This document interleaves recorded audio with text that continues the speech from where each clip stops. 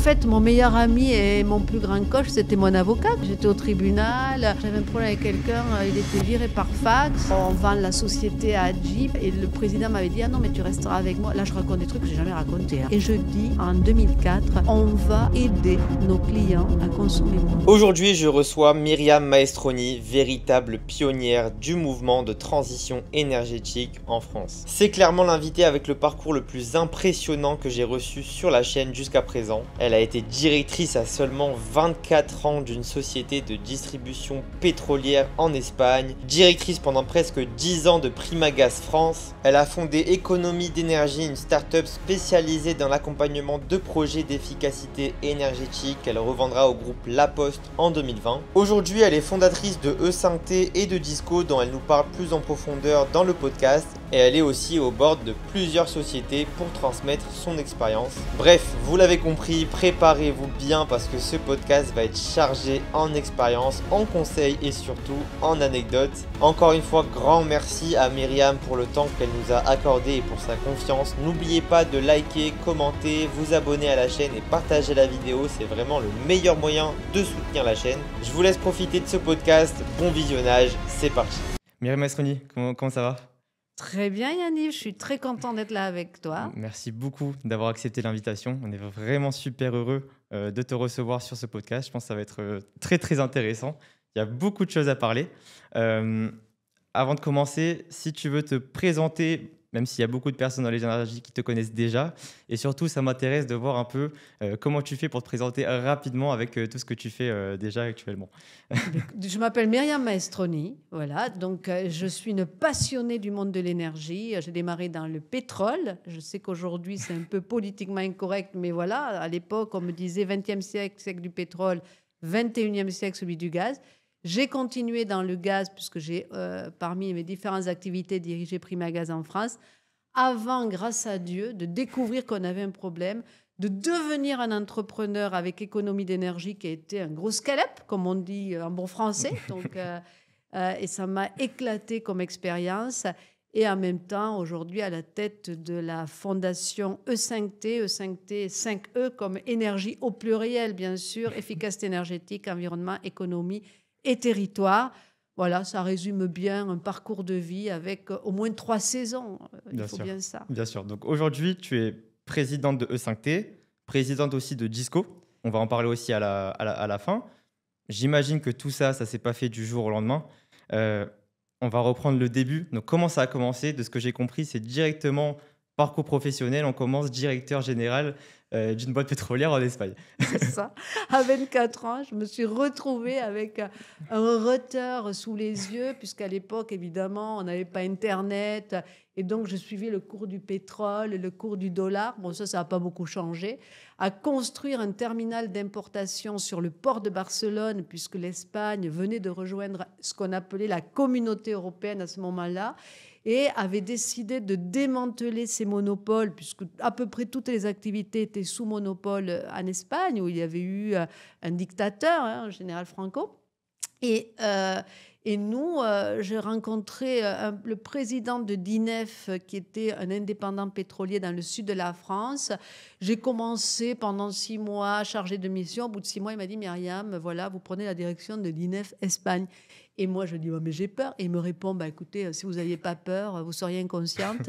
Et voilà, c'est parti, quoi. Alors, bon, je préfère être manager aujourd'hui qu'à l'époque parce que j'ai passé mon temps au tribunal. Je faisais que des bêtises. Je ne comprenais rien. J'apprenais sur le tas, quoi. Voilà. Donc, ça a démarré comme ça.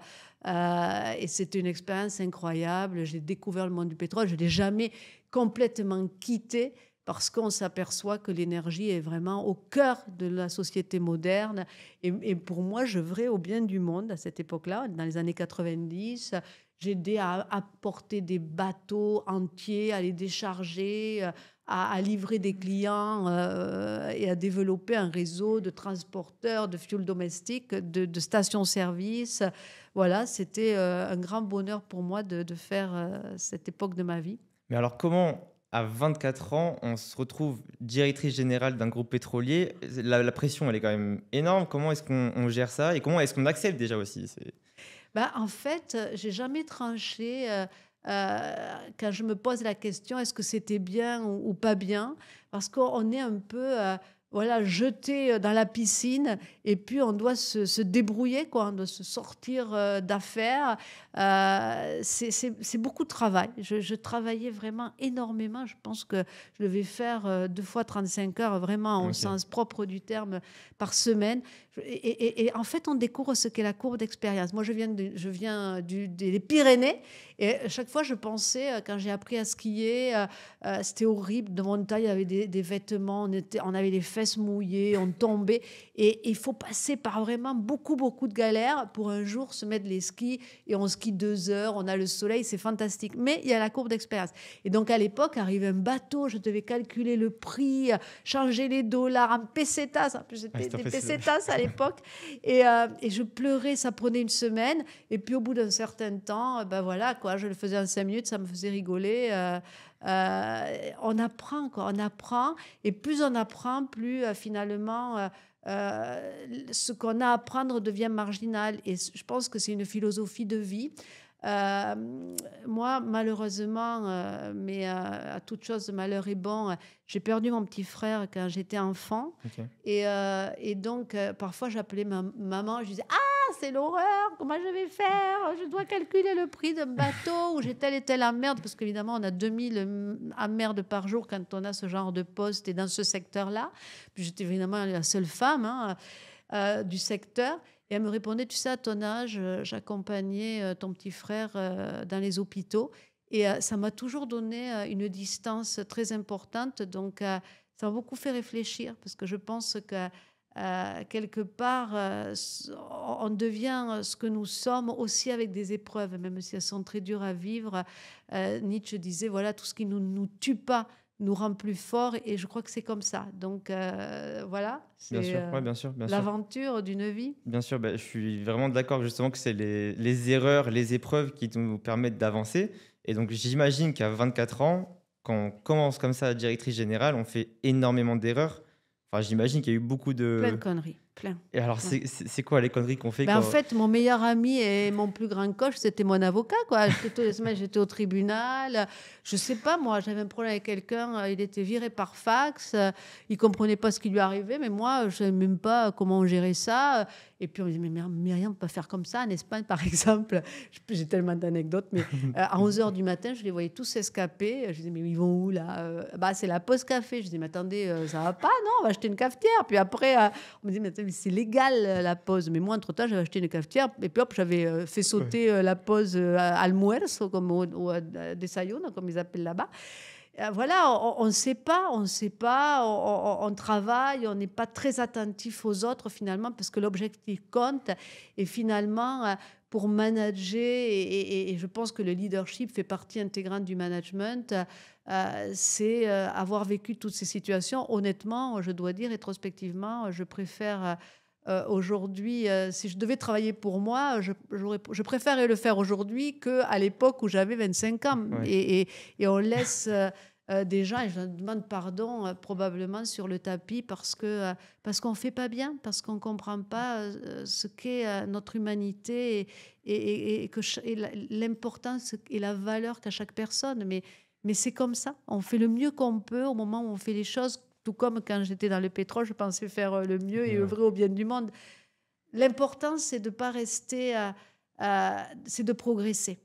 Peu importe d'où, pour moi en tout cas, peu importe d'où on démarre, je crois que dans une vie, l'important, c'est de progresser, de gagner en maturité, en sagesse, en respect de la vie, des autres. Et ça, on l'apprend qu'en le vivant. Voilà, il y a des sujets, et c'est le cas du leadership.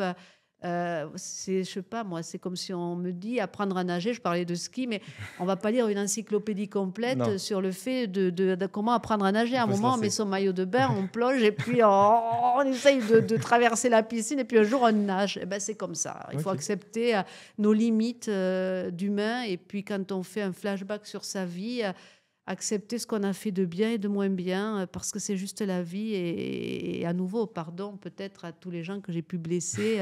Et j'espère qu'à côté de ça, il y en a d'autres que j'ai pu aider au fur et à mesure que j'ai gagné en connaissance et j'espère en sagesse. Ouais, bah, j'imagine, mais moi, en fait, ce qui m'impressionne surtout, c'est qu'à un âge aussi jeune, et surtout, on va pas se mentir, quand on est une femme, c'est surtout là que c'est compliqué, surtout dans ces métiers-là qui sont très, voilà, il y a beaucoup, c'est très masculin, on va dire. Comment est-ce que, quand on est aussi jeune et qu'on a, j'imagine, des personnes en dessous de nous qui sont plus âgées que nous, et qu'en plus on est une femme, comment on arrive à s'imposer et surtout à gérer, voilà, comme tu as dit, le côté humain. C'est surtout c'est ça qui est important. Mais tu sais, en fait, je pense que on a à cet âge-là une bonne dose d'inconscience. Ouais. On, on est dans la piscine, on ne se pose pas 50 000 questions sur la température de l'eau, si on va y arriver, si on ne va pas y arriver. Il y a des moments dans une vie où on se pose des questions avant d'y aller. On s'en pose probablement quand on a traversé et on se demande si on a bien fait, pas bien fait. Mais quand on est en train de nager, on est au milieu du gué, on y va, quoi. Et moi, mon truc, c'était que la boîte grandisse, qu'on s'impose. À côté de ça, le fait, je ne me rendais même pas compte. D'ailleurs, il y a quelques mois, j'étais en Espagne. On me dit, mais tu te rends compte, Myriam, tu étais un modèle pour nous avec d'autres femmes. Je dis, mais non, mais je ne me rends pas du tout compte de ça. Et j'ai eu un éclair comme ça, me disant, mais si, tu te rends compte, tu étais la rêve. Bon. Et je ne me rendais pas compte. Et en fait, je travaillais. Il fallait qu'on réussisse. C'était if you can't, you must. Ça avait vraiment un côté marche ou crève qui était complètement chevillé à moi. J'avais ça chevillé au corps. Et à côté de ça, je rentrais chez le président de CAMSA qui nous a quittés, donc qui était le statut de ministre. On avait un ascenseur, Ok. on arrivait directement, on avait quelqu'un qui nous recevait avec des petits gants blancs. Et j'étais reçue par tous les ministres qui devaient se dire, mais elle est complètement extraterrestre, elle sort d'où? Et donc, voilà, et j'avais des discussions qui clashaient parce que on ose tout. On Ouais. ose tout. Et aujourd'hui, parfois, je vois certains starters peur. C'est un peu ça. Je crois que souvent, je me suis dit, ah ouais, mais attends, quand on est jeune, on est inconscient, donc on peut faire des startups. Après, quand on est vieux, on est trop conscient, on n'en fait pas. Ni l'un ni l'autre ne sont vrais, en Ouais, fait. bien sûr. Mais c'est ça, quoi. Et par contre, j'ai beaucoup, beaucoup travaillé. Je regarde toujours avec perplexité le rapport qu'on a développé au travail, parce que c'est ce que je disais, sans travail, sans exercice, sans pratiquer, sans y être, et c'est des heures et des heures pour des trucs qui, au final, prennent peu de temps, mais avant d'arriver à faire en sorte que ça prenne peu de temps et d'éprouver du plaisir, on passe vraiment par des phases de déprime. Il n'y a jamais une ligne droite entre le point A Bien et le sûr. point B, on passe par beaucoup de Bien points de sûr. déprime entre-temps. Et donc, je me dis que c'est dommage qu'on voit le travail comme on le voit aujourd'hui, parce qu'en fait, la seule façon de créer de la courbe d'expérience et d'apprentissage, c'est d'y aller, quoi. C'est d'y Bien aller, sûr. en vouloir. Bien Et, sûr. Ouais, bien voilà, sûr. j'avais ça. Bien sûr. Et donc, Ginef, comment ça se passe l'expérience? Je crois que c'est 5-6 ans que tu es resté Oui, là-bas? donc j'ai démarré là-bas. Au bout de 5 ans, on avait tous les clients, on les rencontrait. J'étais en contact avec des industriels, avec tous les secteurs. En fait, l'énergie, on rencontre des particuliers, des grands industriels, des transporteurs, des distributeurs. Et au bout de 5 ans, le président, qui est un Basque, pas du genre à partager le pouvoir, et c'est une industrie où il faut beaucoup d'argent, hein, voilà, cash extensive, me dit, écoutez, vous allez m'aider à vendre d'Inef Espagne. Donc là, me voilà, j'avais pas 30 ans, confrontée à des corporate banking, à des avocats M&A. Et pendant 1 an, voilà, on a rencontré des possibles acheteurs. Et puis, à un moment... voilà, on vend la société à Jeep, et le président m'avait dit, ah non, mais tu resteras avec moi. Là, je raconte des trucs que j'ai jamais racontés, hein. Tant mieux. Tu exagères, hein. Et il me dit, ben, tu resteras avec moi. Et en fait, je faisais partie du deal, quoi. Et donc, je dis, mais il m'a vendu. Je lui en ai voulu à mort pendant des années. Maintenant, on est redevenus amis. Et je me dis, mais il m'a vendu. Et je suis toujours très amie avec la dame qui a changé 10 fois de métier depuis, qui représente présenter la banque, qui essayait de m'expliquer le goodwill, machin. On avait des discussions incroyables. Et puis moi, j'étais en Espagne au moment où c'était un peu la vida loca, quoi. Alors, si vous avez vu je sais pas, l'auberge espagnole, c'était un peu ça. Moi, j'avais fait une partie de mes études là-bas. C'était la fête. Donc, on finissait dans les bars à 3 heures du mat. Plus dans le pétrole, à l'époque, on picolait beaucoup. Heureusement que je ne dois pas faire ça maintenant, parce que j'aurais plus la santé. Et donc, on était à 3 heures du mat en train de discuter goodwill en buvant les tequila rapido, quoi. Donc, c'est notre époque. Ouais. Et voilà, c'est... Donc, niveau résultat... Donc, au bout de 6 ans, donc j'ai vendu. Puis, en fait, en Espagne, ils ont une expression qui est incroyable, qui est tête de souris ou queue de lion. Et là, j'ai compris ce que ça voulait dire. Donc, je me retrouve dans une organisation.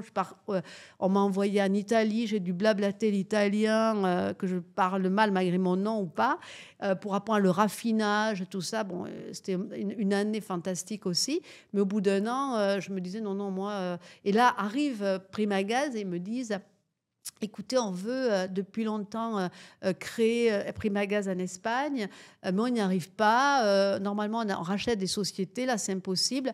Donc, on vous embauche. Et en fait, mon patron qui nous a quittés l'été dernier, que j'aimais beaucoup, m'a embauché sur un banc d'aéroport. Et d'ailleurs, ça a été mentionné lors de ces funérailles. Mais c'est réel. Je rentrais d'avion, j'ai 2 personnes qui m'attrapent, qui me disent, il y a monsieur Thierry qui veut vous rencontrer, on va vous amener à lui. C'était le DG adjoint de la société, enfin le président. Et donc... je me retrouve avec lui sur un banc d'aéroport. Il m'a engagée sur un banc d'aéroport. C'était hallucinant, cet entretien de travail. Et donc, c'est parti. J'étais la seule femme à rentrer dans le groupe. D'ailleurs, je suis restée dans le groupe SHV, qui est un groupe néerlandais qui appartient à Primagaz pendant 15 ans. À 2 exceptions près, j'étais la seule femme dans le top 100. Incroyable. Et donc, j'ai démarré Primagaz. J'étais sous ma terrasse en train de taper parce qu'il y a énormément de documents pour avoir l'autorisation d'opérer, un titre d'opérateur, sous mon parasol, toute seule. Et puis, j'ai repris des bureaux de zéro. Et puis après, j'avais une cloche et je sonnais la cloche chaque fois qu'on avait un client parce que c'était... Pour moi, je vois des boîtes aujourd'hui, on me dit, il y a plein de travail. Et les clients... mais enfin, parfois, on se dit, une boîte, même s'il n'y a plus de clients, ils continuent à avoir du travail. Pour moi, c'est hallucinant parce que l'alpha et l'oméga d'une entreprise, ce sont ses clients, quoi. Remettons l'église au milieu du village. Et donc... j'ai démarré et on me dit, bon, on va quand même acheter une boîte. Et là, comme j'ai beaucoup de chance, on m'achète une boîte, je te jure que c'est vrai, qui fait des CFC, tu vois. Les CFC, c'est le truc à l'époque qui faisait le trou dans la couche d'ozone. Ok. Alors on me dit, ah ouais, mais les CFC, c'est un problème, ça fait le trou dans la couche d'ozone. C'est là où je commençais à m'intéresser à l'environnement. Ok, c'est à ce moment-là, d'accord. Mais nous, on travaille avec des Américains. Eux, ils ont une génération de produits intermédiaires qui s'appellent des HCFC, parce qu'après viendront les HFC. Et ceux-là, ils ne font pas des trous dans la couche d'ozone. Mais avant de pouvoir changer tout le matériel, on va avoir cette génération intermédiaire. Alors moi, j'étais toute contente. Ça fait des marges super, ça va financer tout le lancement. En fait, pas du tout. Les bouteilles de CFC continuent d'arriver de Chine et d'ailleurs clandestinement. Et donc, je me retrouve en plus de démarrer Primagaz de zéro à gérer ce bazar là où je comprenais rien, en plus du CFC, du HCFC. En tout cas, j'avais compris que ça faisait un trou dans la couche d'ozone et que j'avais des emmerdes à régler ça. Donc voilà, ça a été des moments incroyables où j'ai beaucoup appris et j'ai compris que voilà, malheureusement, il y avait ce qu'on appelle aujourd'hui des externalités négatives. On n'avait même pas ce vocabulaire à l'époque. Et je me disais, mais comment on va faire? Les gens attrapent des cancers sur la peau. Enfin, j'étais vraiment préoccupée par ça. Et là, ça a commencé à m'interpeller. Ça a été mon premier contact avec la question de l'environnement, puisqu'on est au tout début de ces questions. Et pendant longtemps, tout ce qu'on sait aujourd'hui, c'était vraiment l'apanage d'un petit groupe de gens, GIEC ou pas. Et au fait, tout le monde disait oh là, mais on a le temps, quoi. Avant 2100, il n'y aura pas de problème. Je me rappelle plein de fois, je suis intervenue, oh, mais ça prendra beaucoup de temps. Parce que personne n'avait prévu que les choses allaient aller aussi vite. En tout cas, pour moi, ça a été une première révélation importante sur l'environnement et ces questions d'externalité. Là, on est en 96, 97, c'est ça à peu près? Oui, c'est ça. D'accord. Et à ce moment-là, donc on se dit, dans le monde, pour comprendre, pour bien situer, on se dit, il y a un problème avec la couche d'ozone, mais c'est quoi C'est quoi les solutions? Est-ce qu'on a les solutions ou on sait juste qu'on a un problème pour l'instant? On sait qu'on a un problème et on commence à mettre en place des solutions. Ok. Puisqu'en fait, on comprend que ces fameux gaz CFC sont une des causes de ce trou dans la couche d'ozone et qu'il faut arriver à la génération HFC qui est normalement donc censée être indolore, en tout cas sans effet sur la couche d'ozone. Mais le problème, c'est que les CFC fonctionnent avec une technologie donnée et les HFC avec autre chose. Et donc, on ne peut pas changer les équipements du jour au lendemain. C'est la même chose avec les voitures aujourd'hui électriques. Voilà, on ne fait pas comme ça et hop, les équipements changent. Voilà, et donc, les solutions se mettent en place dans la durée. Et au fait, je pense que ça m'a aussi appris à voir... aujourd'hui, mon credo, je le répète à longueur de journée, c'est être lucide et optimiste. Et en fait, je répète souvent aussi, on apprend à voir le verre à moitié plein. On sait qu'il peut être à moitié vide, mais on sait qu'on doit s'efforcer de le voir à moitié plein. Ça veut dire que dans tout problème, il faut avoir le courage de se confronter au problème et se dire qu'il y a des solutions. Alors par contre, je ne crois pas du tout les gens qui ont une solution, parce que les gourous, ça n'existe pas, et encore moins en matière d'énergie. Alors celui qui nous raconte, ah, moi je sais tout, vous allez voir, je vais vous raconter, j'ai la solution, ça ne marche pas du tout comme ça. Et là, je parle avec mes 15 ans d'expérience de la Fondation. Mais en tout cas, on en parlera plus tard, mais en tout cas, ce qui est sûr, c'est que quand on a identifié un problème, il ne faut pas avoir peur. Le simple fait d'identifier le problème commence à ouvrir un champ de non impossible qui se convertit en champ de possible. Et ça, c'est extraordinaire. C'est vraiment une arme humaine au service de... On devient des machines à voir et à gérer des problèmes aussi, demain aidés probablement déjà aujourd'hui par l'intelligence artificielle. Bien sûr. Et alors, juste avant de rentrer un peu plus en profondeur sur Primagaz, l'expérience en Espagne d'abord, peut-être question un peu naïve, mais c'est quoi l'intérêt pour une grosse boîte française comme Primagaz ou même d'INEF d'aller en Espagne? Est-ce que c'est pour un côté diversification pure et simple ou est-ce que c'est stratégie? C'est quoi l'intérêt d'aller se développer là-bas en fait? C'est une bonne question parce que vous voyez en fait en France, depuis les années 80, on a à peu près le même nombre de PME. On a entre 5 500 et 6 000 ETI, qui est la moitié ou le tiers de ce que l'on voit chez nos pays voisins, l'Italie, l'Allemagne, l'Angleterre. Or, pour avoir des grandes sociétés, par définition, il faut être PME et puis grandir. Il faut croître et durer, devenir ETI. Et puis un jour, on devient un grand groupe. On oublie un peu ces choses-là. Et parce qu'on est trop sur la valeur capitalistique, la capitalisation, tout ça. Mais en réalité, croître et durer, c'est la base pour une entreprise. Et donc, pour croître et durer, eh bien, c'est simple, il faut plus de clients. Moi, je suis une fan de la croissance organique profitable. Je suis allée à Harvard étudier la Service Profession par Esquette Sasser. En 2008, j'ai écrit un bouquin avec Louise Houet, qui est un prof de l'IESE, qui s'appelle Intelligence émotionnelle, service et croissance. Et en fait, j'ai toujours gardé cette fascination pour la croissance organique profitable. Et donc, pour faire de la croissance organique, c'est très simple. On doit créer plus de clients, leur vendre plus de choses, les garder plus contents, plus longtemps. Et évidemment, pour avoir plus de clients, à un moment donné, est-ce qu'on peut se contenter d'un marché national? On est en Europe aujourd'hui. On a très, très peu de PME ou de TI en proportion qui vont aller à la conquête, qui vont partir à la conquête de nouveaux marchés dans les pays voisins et dans le monde. Et pourtant, aujourd'hui, il faut raisonner, aujourd'hui plus que jamais, je dirais, il faut raisonner local, national, européen et mondial. On doit repartir à la conquête. Et en fait, en France, on a beaucoup d'appréhension. D'abord, on parle toujours mal. Heureusement qu'ils ont inventé du Duolingo, hein, je ne vais pas faire de publicité, mais on parle très mal les langues. Donc, on sait toujours se démerder, bien sûr, pour dire, voilà, j'ai faim, j'ai soif, bonjour, comment tu vas? Mais à un moment, on doit se mettre à parler l'espagnol, on doit se mettre à parler l'italien, l'anglais. Bon, l'allemand, moi, malheureusement, c'est très... Ouais. Ça a l'air bête, ce que je dis, mais le marché, notre marché européen est aussi grand ou même plus que les marchés américains, en tout cas comparables. Mais quand on a une seule langue et comme dans notre cas en Europe, on en a plusieurs, c'est pas du tout la même chose. Parce qu'évidemment, on peut trouver une langue commune, mais rien ne remplace. Alors, on va pas boire des tequila rapido à 3 heures du matin avec des gens qu'on va rencontrer dans le business en blablatant 3 mots d'anglais. On peut le faire, mais voilà. Donc voilà, il y a ce sujet, il y a plein d'autres choses qui expliquent ce manque de vision à l'heure de construire un marché réellement européen. Et dans l'énergie, ce n'est pas à toi que je vais le dire. Et là, on est au bon endroit pour pouvoir le répéter. On nous a tout le temps parlé de Energy Union. C'est just bullshit. Ça n'a jamais existé. En 40 ans, 50 ans, 100 ans, on n'a jamais été foutu de faire une Energy Union. Chaque pays a voulu garder sa souveraineté. C'est tellement vrai qu'aujourd'hui, je suis arrivée, d'ailleurs, ça influence les choix que l'on fait sur Disco, dont on parlera.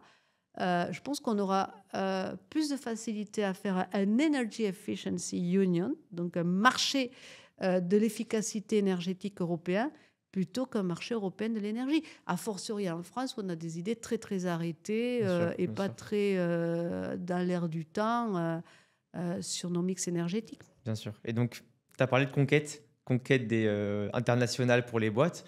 Donc, c'est toi qui es parti à la conquête avec Primagaz Espagne de l'Espagne. Voilà. Comment ça se passe au niveau... Et à faire croître de zéro, puisque pour le coup, ils n'étaient pas dans des M&A, de rachat d'entreprise, qui aurait pu être une autre voie, mais il n'y avait rien à racheter, c'était un monopole. Donc justement, donc ça part de zéro. Donc, qu'est-ce que tu fais? Tu calques un peu ce que tu as déjà fait chez Ginef, c'est ça? Complètement. Et alors ça, c'est assez hallucinant parce que ce n'est pas ce qu'il faut faire aujourd'hui. Parce qu'à l'époque... En fait, on crée des infrastructures, on avait des clients. Donc, moi, rebelote, quoi. Donc, j'avais construit un terminal d'importation de bateaux, de diesel, d'essence, etc. Voilà, on importait, donc on avait du produit, on vendait, quoi.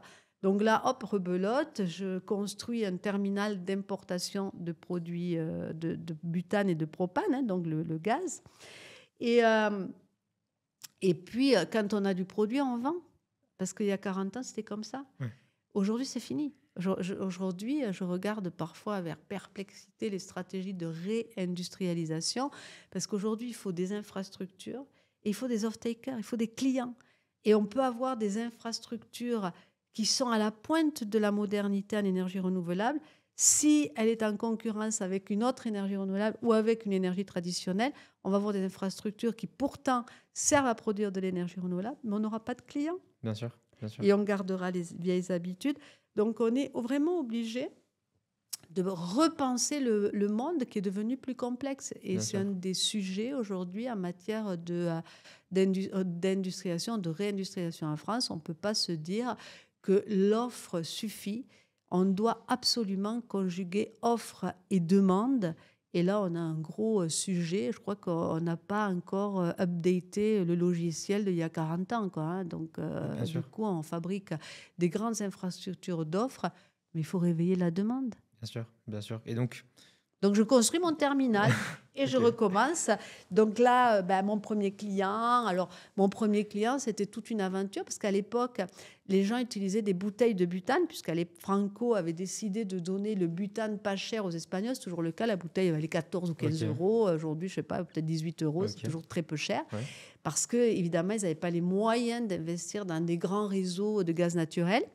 Et donc, ils ne pouvaient pas en plus avoir accès à ces réseaux. Donc, paradoxalement, l'Espagne a été un des premiers pays équipés en infrastructure d'importation de GNL, dont le gaz naturel liquéfié, dont on entend tant parler aujourd'hui, puisque depuis qu'on a boycotté le gaz russe après la guerre en Ukraine, on n'a jamais autant importé de GNL qui est juste 3 fois ou 4 fois plus cher et 2 ou 3 fois plus polluant en CO2. Super. Ça me fait une tawfiq, bah, bon, je ferme ma parenthèse, ça c'est fait. Donc l'Espagne était très en avance sur les importations de GNL. Ils avaient construit des terminaux pour amener du GNL de Trinidad, Tobago, de plein de lieux comme ça. Et donc, il y avait peu de marché pour le gaz en citerne, puisque les gens avaient juste des colonies de bouteilles de gaz. Je me retrouvais dans des restaurants, 3 étoiles Michelin, parce qu'il y en a beaucoup de côté basque notamment, ou des grandes industries qui fabriquaient des plaques au plâtre, ou des grands centres. Bon. Et ils avaient, je ne sais pas moi, peut-être 20, 30, 40 bouteilles de gaz qu'ils montaient en batterie. Et moi, j'arrivais avec une citerne. Mais je me disais, mais en fait, il y avait très, très peu de marché parce qu'à l'époque, pour installer une citerne, il fallait faire intervenir 6 corps de métiers différents avec des niveaux de spécialisation. Il fallait un gars qui venait faire la fosse. Après, il fallait mettre il fallait construire. Il y avait du travail de génie civil pour avoir des fondations. Maintenant, les mots reviennent en espagnol. Bon, des fondations pour poser la citerne. Enfin, il y a plein de gens qui devaient intervenir. Donc, bref, to cut a long story short, ça coûtait hyper cher. Donc, évidemment, il n'y avait pas le marché. Et en plus, il fallait, donc, comme il y avait peu de marché, il fallait payer très cher les installateurs qui disaient, ah ben tiens, je t'amène un client. Et dans mon premier contrat que j'ai reçu comme ça, je l'ai déchiré. C'était, alors, tout le monde me regarde, j'ai déchiré le contrat, je dis, vous savez quoi, je ne veux pas un contrat comme ça, parce que si je fais un contrat comme ça, je vais mettre 10, 20 citernes. Moi, je vais en installer des milliers. Et à ce prix-là, il n'y a pas le marché. Et donc, me voilà à retravailler tout le process pour, évidemment, industrialiser le process pour faire baisser les prix, pour pouvoir installer des citernes beaucoup plus rapidement. Donc, on avait des fondations préfabriquées, ça, des zapatas préfabriquées. Je travaillais avec des ingénieurs. Je disais, non, il faut que ça vienne moins cher, il faut qu'on puisse faire tout en même temps, avec un petit tractopelle pour mettre... Bon, et du coup, on a fait baisser les prix et ça a permis de développer le marché qui n'aurait pas pu être développé sans ça. Ok. Et c'était quand même plus facile de repartir de zéro avec Primagaz par rapport à l'expérience que tu avais chez Ginef. J'avais un peu plus d'expérience, j'avais au moins 30 ans, Ouais. donc j'avais vieilli. Et en fait, oui, bien sûr, la deuxième fois, on apprend, ma fameuse courbe d'apprentissage. Ouais. Et donc, j'ai redémarré de zéro. J'avais acheté une cloche. Et donc, chaque fois qu'on avait un nouveau client à ma méthode, bim, on donnait un coup de cloche. C'était génial parce que, voilà, on comptait les clients. Et voilà, on a redémarré. Donc ça a pris de 96 à 2000, 2002, enfin 90, ouais, 97, 2002. Et en 2002, le groupe me dit, bah, écoute, Myriam, on aimerait bien t'avoir aux Pays-Bas. J'étais la seule femme. Donc, vraiment en haut de la boîte. Et là, je me suis retrouvée aux Pays-Bas. C'était assez impressionnant parce que du coup, de directeur général, j'apprends qu'il y a une loi de gravité. Quand on monte, on redescend. Donc, j'étais directeur général. J'avais plein de gens, une cour de gens. Et puis là, c'est un peu à la Balzac, quoi, hein. On va passer de Barcelone à Utrecht. Genre, à 10h du soir en Espagne, je commençais mes courses pour savoir ce que j'allais pour le dîner. J'arrive à Utrecht, joli port de pêche, aux Pays-Bas. Premier jour, je vois mon planning, je vois 17h, dîner. 17h, dîner. Mais moi, je finissais le déjeuner presque. Ouais, et donc... il n'y avait toujours pas YouTube, tout ça. Moi, je suis hyper contente qu'on ait inventé tout ça. Donc, après 18h, j'avais mangé en plus leur truc là horrible, les cahiers, le carnet-mail. Un jour, j'ai acheté du carnet-mail, je l'ai renvoyé 3 fois. J'ai dit, mais vous vendez du lait pourri? Mais non, c'était du carnet-mail. En France, ça s'appelle du lait ribot, je sais pas quoi. Bref, c'était vraiment pas bon. Et donc... je ne savais pas quoi faire, heureusement que je voyageais beaucoup. Et donc, je regardais les Bruce Lee parce que je ne comprenais rien à la télévision. Alors, au fait, du coup, je me suis aperçue que dans les petits pays, tous les films sont en version originale sous-titrée. C'est vrai au Portugal aussi. Et donc, il y a des pays, en fait, qui ont un avantage linguistique, je pense, parce qu'on s'habitue dès tout petit à voir version originale et pas du doublage. Ouais, et donc, comme moi, je m'ennuyais beaucoup quand je restais là-bas, voilà, je regardais Bruce Lee. Donc, je suis une experte de Bruce Lee. C'est les seules vidéos que j'avais, les seuls DVD que j'avais réussi à trouver. J'avais ma première adresse au Wanadoo parce que évidemment, on était dans un réseau et c'était le mail de la boîte, quoi. Du jour au lendemain, on n'a plus de copains qui ont des mails, on peut plus utiliser le VPN à l'époque. Donc, j'avais mon Wanadoo, j'écrivais avec mon Wanadoo. D'ailleurs, j'adore LinkedIn parce que je me disais, après, quoi qu'il arrive, voilà, je veux pas que ça dépende de la boîte. On doit avoir deux vies. Bien sûr. Et voilà un petit peu mon aventure aux Pays-Bas. Donc, j'ai dû réapprendre. J'ai découvert une culture complètement différente. On mange pas la même chose, on n'a pas les mêmes habitudes. C'était un peu l'aventure. Mais les Pays-Bas, parce que donc c'est après Prix Magaz Espagne où les résultats sont bons, la cloche elle sonne beaucoup, et donc tu montes aux Pays-Bas. Mais c'est dans quel rôle concrètement? C'était pour faire quoi aux Pays-Bas? Et je crois que c'était une période courte aussi. Je crois pas que c'était une longue expérience. C'était un petit 2 ans. Ok. J'étais bon, ce qu'on appelle un peu le staff au Supervisory Board. Donc, Ok. c'est vraiment l'organe de direction de tout le groupe dans le monde. Et je travaillais aux côtés du président. Donc, on étudiait des dossiers, des investment proposals, tout ce qui remonte en décision au groupe. Et là, j'ai beaucoup voyagé. Hein. J'imagine.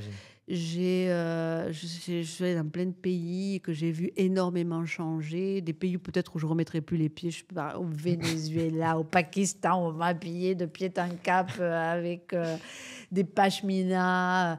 Où on avait des business en Chine, en Thaïlande, en Inde. À un moment, Incroyable. j'avais un rôle absolument incroyable, mais vrai, je vous jure que c'est vrai. Et j'étais le traducteur de l'anglais thaï ou indien pour mon patron qui était un Irlandais. Alors, il disait The secret is to increase the price. Et il me disait parce qu'en fait, quand on prononce mal, c'est vrai en français aussi. Hein, évidemment, les Anglais ne comprennent pas. Et comme nous, quand on dit Barrett, on ne comprend pas que c'est Biarritz, quoi. Et donc, je traduisais The secret, c'est pas que je parle très bien anglais non plus, enfin, The secret is to increase the price. Donc, j'étais traducteur d'anglais à anglais. Et alors là, quand même, on sent ce qu'est d'être une femme, parce que j'ai juste une anecdote qui illustre ça. Un jour, donc, je voyage avec le président du groupe, Pat Kennedy, qui était un Irlandais, qui m'a beaucoup apporté. Il me dit, bon, on part en voyage 15 jours. Alors, c'était petit déjeuner, dîner, des réunions entre-temps. C'était énorme, l'agenda, entre rencontrer les ministres, les gens du business. C'était vraiment... Énorme, bien sûr. Et moi, j'étais toute contente. C'était génial. J'accompagnais le président de tout le groupe dans des pays comme ça. Je commence à faire une énorme valise avec toutes les robes, les chaussures, tout ça. Et 2 jours avant le départ, il m'appelle, il me dit, Miriam, I assume you travel with hand luggage. Alors moi, je n'assumais pas du tout ça. Hein. Donc je dis, hand luggage. Il me dit, ah oui, on n'a pas le temps d'enregistrer. Alors 15 jours, je dis, mais comment je vais faire? Alors panique à bord, je téléphone à toutes mes copines, mais je mets quoi dans ma valise? 15 jours avec des dîners, tout ça. Mais comment je vais faire? Enfin, le truc d'horreur. Donc voilà, me voilà partie 15 jours avec mon hand luggage. Après, j'arrivais dans les pays d'ailleurs. On me donnait des cadeaux, je les redonnais au cours d'après parce que je ne pouvais rien embarquer. Donc, et la veille du départ, il m'appelle, il me dit, Miriam, we go to Pakistan. You need a long black skirt. Je dis, ben voyons, j'en ai plein dans mon placard, moi, des long black skirts. Mais je fais comment? Les gens ne se rendent pas compte, quoi. Donc, non, j'avais pas de long black skirt. Et puis, voilà, c'était trop tard pour en acheter. Donc, voilà, c'est comme ça que j'ai fini enveloppée dans un pashmina. Avec, là je pense que voyager, c'est pour le business, pas pour le tourisme. C'est deux types de voyages différents. C'est quand même des moments extraordinaires, quoi. J'étais au Pakistan, alors moi, on m'a dit, il faut serrer les mains. Mais puis, les gens, ils me faisaient... Certains me disaient... Alors, certains leur avaient expliqué qu'il fallait serrer les mains aux femmes. D'autres, ils me faisaient ça. Je disais, mais qu'est-ce qu'il a? Je ne comprenais pas tout, quoi. Donc, évidemment, on n'a pas tous les éléments. Et aujourd'hui, la géopolitique est plus importante que jamais pour comprendre le monde. Mais je n'avais pas tous ces codes, quoi. On découvre sur le tas. Bien sur sûr. le tas. Bien Pas sûr. le choix. Et en parlant de voyage, c'était quoi ton voyage préféré, celui où vraiment, niveau business, Paradoxalement, je crois que le Pakistan était une expérience absolument incroyable. On m'a arrêté à la rue pour prendre des photos. J'ai rencontré des gens extraordinaires. Bon, il y avait les gardes du corps, tout ça. C'était à la fois un pays incroyable. Et voilà, j'ai gardé un souvenir. Après, je me retrouve au Venezuela, ça c'était un autre souvenir. Et monté dans les voitures, vous avez des pistolets partout. Moi, je dis, oh non, je vais prendre un taxi, puis après, me chercher partout. Je dis, mais elle est partie où? Ben, j'ai pris un taxi, mais tu n'es pas folle. Mais voilà, je crois qu'il faut un peu être nature. Bon, après, évidemment, la Chine qui changeait énormément. On visitait l'Inde, était incroyable, la Thaïlande. Enfin, j'aime beaucoup l'Asie. Je crois on ne peut pas préférer un voyage. Ouais, Bon, bien c'est à chaque fois des expériences, des gens, des rencontres. Là, on comprend ce qu'est l'humanité. Bien sûr. Vraiment, Bien sûr. des rencontres incroyables. Bien c'est sûr. ça. Et donc, à ce moment-là, tu es aux Pays-Bas. Juste pour préciser, parce que pas tout le monde le sait, si je dis pas de bêtises, donc c'est Primagaz qui est détenu par un groupe Néerlandais, SVH, SHV. SHV Énergie. Et ensuite, donc, tu fais ce parcours-là, ça dure 2 ans, et tu repars à Primagaz cette fois-ci Voilà, en alors France. là, je suis aux Pays-Bas, donc je fais tous mes voyages. Là-dedans, j'ai quand même eu une mission qui était d'accompagner l'entrée des nouveaux pays qui rejoignaient l'Union européenne à ce moment-là, Ok. donc la République tchèque, la Ok. Slovaquie. Donc j'ai beaucoup voyagé dans ces ex-pays de l'Est. J'ai découvert un truc génial. D'ailleurs, elle me disait, oui, il faut que tu gères le problème des trafics. Je dis, mais attends, les gens, ils ne font pas du trafic, c'est les trafics, c'est parce qu'ils ont un intérêt. Et là, je découvre qu'il n'y avait pas de process pour gérer les impôts spéciaux, les axes, Ok. on appelle ça. Du coup, j'ai ramené un mec de l'Espagne avec qui j'avais travaillé pour installer, donc en République tchèque, par exemple, il y a le même système qu'en Espagne, parce que c'est moi qui ai ramené la personne pour gérer la logique que j'avais connue, qui avait été mise en place en Espagne. Donc, ils étaient hyper contents. Donc, ils me disent, ben voilà, tu as Pretty Woman's Day. Donc, pendant un jour, je pouvais acheter tout ce que je voulais. C'était quand même incroyable pour me remercier d'avoir... voilà. Donc, je travaillais sur des choses comme ça. Puis là, on me dit, écoute, Myriam, voilà. Je me disais, mais mince, moi, les opérations me manquent, quoi. Je ne suis pas faite trop pour être dans un siège. Je n'ai jamais été trop politiquement correcte. Ok. Et donc, les opérations manquaient. Moi, j'adorais le management, les clients, les problèmes. Et on me dit, écoute, tu vas aller en France. Ben oui, une entreprise, c'est Bien un truc sûr. à gérer des problèmes. Bien sûr, bien sûr. Et donc, tu vas aller en France et tu vas prendre la direction marketing commercial com. Tout va bien là-bas. Primagaz, ça existe depuis plus de 100 ans. Il y a 1200 collaborateurs, 600 millions d'euros de chiffre d'affaires. Entre-temps, quand j'étais aux Pays-Bas, on est passé, donc moi, j'ai pas eu de problème, de la pesetas à l'euro. Et juste un petit sujet, ils perdent plus de clients qu'ils n'en créent. Moi, je dis, mais attends, mais c'est un énorme sujet. Quoi? On perd des clients, mais c'est pas possible. Donc, j'arrive et je me dis, mais ça, c'est un truc des Français. C'est les 35 heures, puisqu'en 2000, on avait mis les 35 heures. Il faut que les gens, ils n'ont pas bien refait leur agenda. Je vais te remettre tout le monde au boulot. Ça va aller plus vite que ça, quoi. Et j'arrive. Donc, voilà, directeur commercial, parachuté. J'étais adjointe. Et donc, voilà, je prends cette direction commerciale. Et donc, je vais voir mon premier secteur opérationnel. Ce n'est même pas une agence commerciale. D'ailleurs, pour la petite histoire, je dis, bon, combien on a de clients? Et là, il me ramène les citernes, le nombre de citernes. Je dis, mais vous ne savez pas faire la différence entre un client et une citerne? Moi, je veux le nombre de clients, des clients. Et il me ramenait toujours le nombre de citernes. J'ai dû mettre deux personnes au contrôle de gestion à plein temps pour qu'on arrête de compter... qui me comptent les clients, parce que ces imbéciles de clients, ils ont la mauvaise manie de déménager. Donc la citerne, au moins, elle reste sur place. C'est un truc de fou, quoi. On ne se rend pas compte ce qu'est vivre une aventure industrielle à un moment où on a une attention qui est portée sur le client, une structure customer-centric, quoi. Et c'est un peu comme si on disait combien d'utilisateurs, maintenant on répondait combien de gens ont des ordinateurs, quoi. C'est à peu près du même acabit, quoi. Voilà, bon. Et on en est toujours pas loin. Hein. Bon, on compte des compteurs, on compte pas des clients dans notre métier. Et donc, du coup, je vais dans mon premier secteur et je dis aux gens, à Nantes, je me rappelle, je dis aux gens, pourquoi vous perdez les clients? Question simple, voilà. Alors on me dit, parce que c'est trop cher. C'est toujours parce que c'est trop cher. Alors je dis, ah bon, ils mettent quoi les gens? De l'électricité. Alors il faut dire que l'énergie, c'est pas un marché facile parce que pas de bol.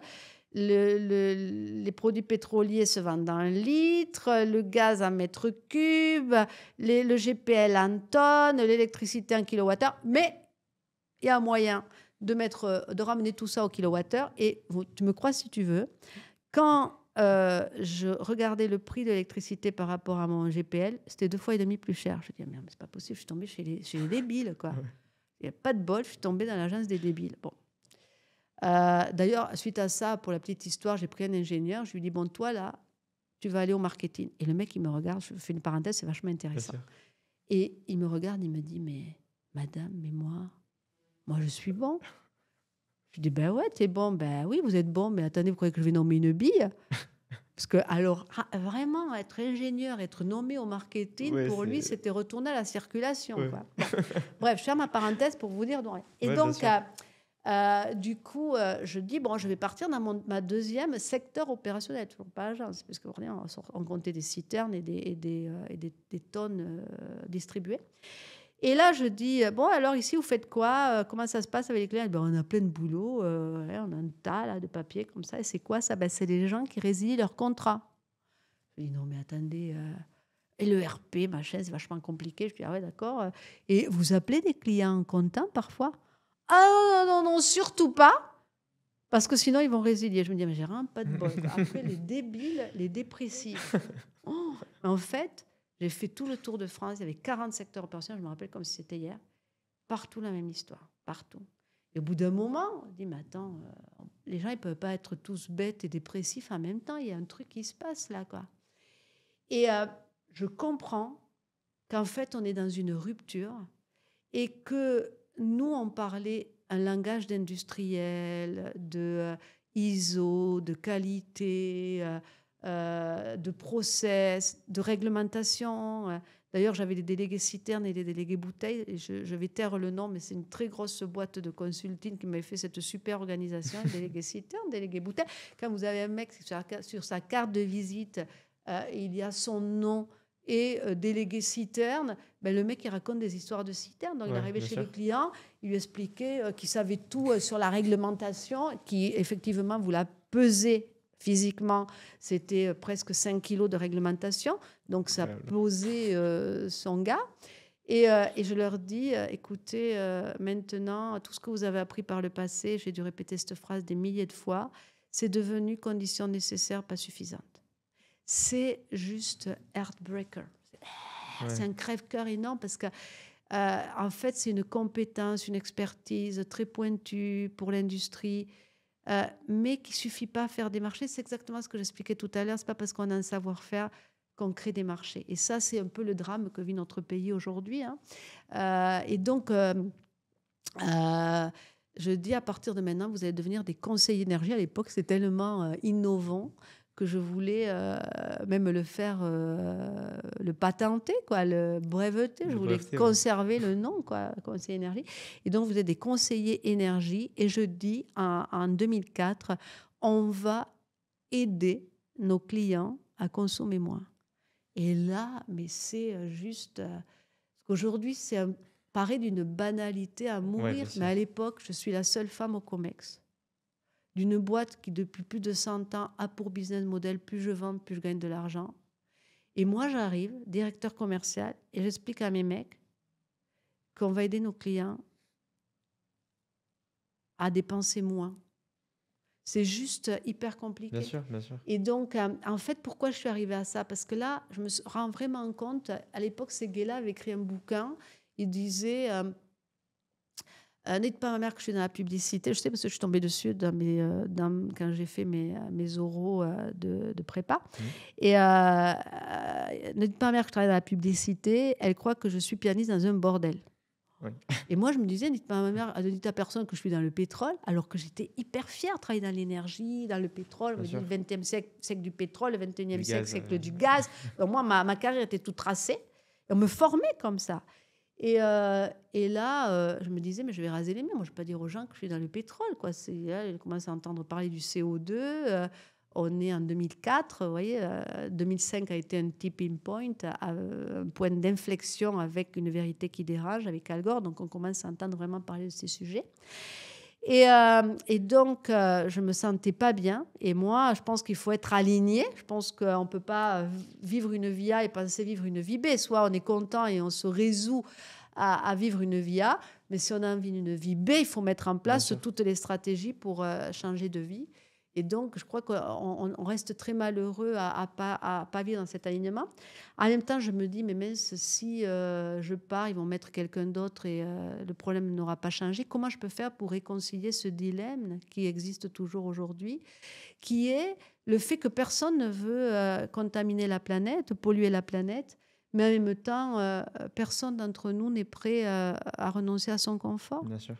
Et donc, pour moi, l'efficacité énergétique était une solution incroyable, quoi. C'était vraiment quelque chose qui nous permettait déjà de faire un premier pas extrêmement important. Et donc, j'aurais pas pu arriver à ça et me battre autant comme je l'ai fait, parce qu'il faut bien se dire, tu comprends, tu arrives, tu dis, les gens ils te disent pas, ah, mais elle est innovante, elle est super, tout le monde te dit, mais c'est une grosse tarée, elle est frappadingue, il faut pas mettre de bonnes femmes à cet endroit, on voit ce que ça donne, enfin, je t'en passe, c'est des meilleurs. Grande page dans Le Monde, voilà, de ses clients à consommer moins, bon. Et moi, je n'aurais pas pu me battre comme je l'ai fait à un moment où c'était pas audible, ce message, si j'avais pas eu à la fois cette conscience, ce problème commercial où on perdait des clients. D'ailleurs, en 2004, j'ai dit, en 2004, on repart à la conquête de nos clients. 2004 sera plus 4002 clients nets, alors que ça faisait des années qu'on perdait. Et en fait, c'était bizarre, on se comparait aux autres sociétés du monde du GPL, mais on ne se comparait pas aux autres énergies et on ne se rendait pas compte qu'elles étaient devenues concurrentes. Une cuisine, à l'époque, on avait un four à gaz. Moi, j'ai toujours du gaz pour cuisiner. Ouais. Mais évidemment, est arrivé les plaques induction, les fours électriques. Voilà, plus de gaz dans une cuisine aujourd'hui. Bien sûr. Et donc, on ne se comparait pas par rapport aux autres énergies qui gagnaient du part de marché sur notre produit. Et donc, il y avait ça, donc j'avais ce problème de client, j'avais ces états d'âme sur l'environnement que j'avais déjà réveillé avec mon trou dans la couche d'ozone. Et j'avais cette idée que c'est extrêmement important quand on a la chance de vivre une vie ici, parce que finalement, une vie humaine, c'est quoi ? C'est 80 ans, 100 ans, c'est un atchoum à l'échelle de l'univers. Et donc... voilà, si j'avais pas eu tout ça, j'aurais pas osé porter ces idées, me battre pour elles. Bon, j'étais jeune aussi. Hein, en 2005, j'ai été nommée directeur général. Ça a beaucoup aidé aussi. Donc, j'ai un peu battu aussi là-dessus. Et là, j'ai porté toute la transformation de Primagaz jusqu'au moment où, avec ce conseil énergie... bon. Alors, en fait, en 2005, ce qui s'est passé, c'est que 2005-2006, une loi est sortie, c'était la loi POP, le programme d'orientation des politiques énergétiques en France, adoptée. C'était des temps heureux et bénis, parce que ça n'arrive pas si souvent dans notre pays. À l'unanimité, moins 6 abstentions, dont je tairai le nom, je me rappelle très bien, mais 6 abstentions. Donc, unanimité, moins 6 abstentions. C'était un moment génial, quoi. Tout le monde reconnaissait l'importance. Et donc, cette loi dit, qui est une transposition d'une directive européenne, les énergéticiens doivent aider leurs clients à consommer moins, petit a, et créer les certificats d'économie d'énergie. Et petit b, on découvre que toutes les maisons ne sont pas identiques, ne sont pas égales face à la consommation d'énergie. Et en fait, quand on est dans une maison G, on va consommer plus de 450 kWh par mètre carré par an. Quand on est dans une maison A, on va consommer 9 fois moins. Bien sûr. Et en fait, tout mon propos était de dire, les clients, ils s'en foutent de notre technicité. Ils s'en foutent du prix de l'énergie. Je me rappelle à l'époque, avant ça, j'écrivais aux clients pour expliquer que le prix du dollar, le cours du dollar, que Saddam Hussein en Irak, le cours du pétrole, tout le monde s'en foutait, mais nous, on continuait à leur écrire ça pour justifier les hausses ou les baisses. Et de fait, c'est que là, on parle budget énergie. Et ce qui parle aux gens, aux ménages, c'est le budget énergie, qui d'ailleurs est en train... de devenir très lourd, puisque pour la plupart des ménages, aujourd'hui, ça représente plus de 10% de leur budget. Et donc, là, avec cette loi, je me dis... en fait, déjà, ils m'appelaient, ils me disaient « Ah, mais comment vous avez su ?» Je disais « magique, là. C'est bizarre, hein, vous voyez. Ouais. Bon.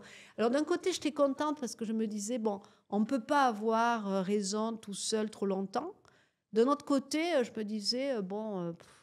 ma super idée de Blue Ocean, de diversification, enfin pas de diversification, de différenciation stratégique, tout le monde va faire pareil. Et donc, je décide de prendre tout le savoir-faire qu'on avait développé pour former nos délégués citernes devenus conseillers énergie, pour créer en France le premier site grand public sur l'énergie et l'efficacité énergétique, qui s'appelait www.economiedénergie.fr. Parce qu'en fait, les énergéticiens, on est horrible. On se raconte des histoires d'énergéticiens. Moi, aujourd'hui, je ne supporte plus, mais à l'époque, je faisais ça.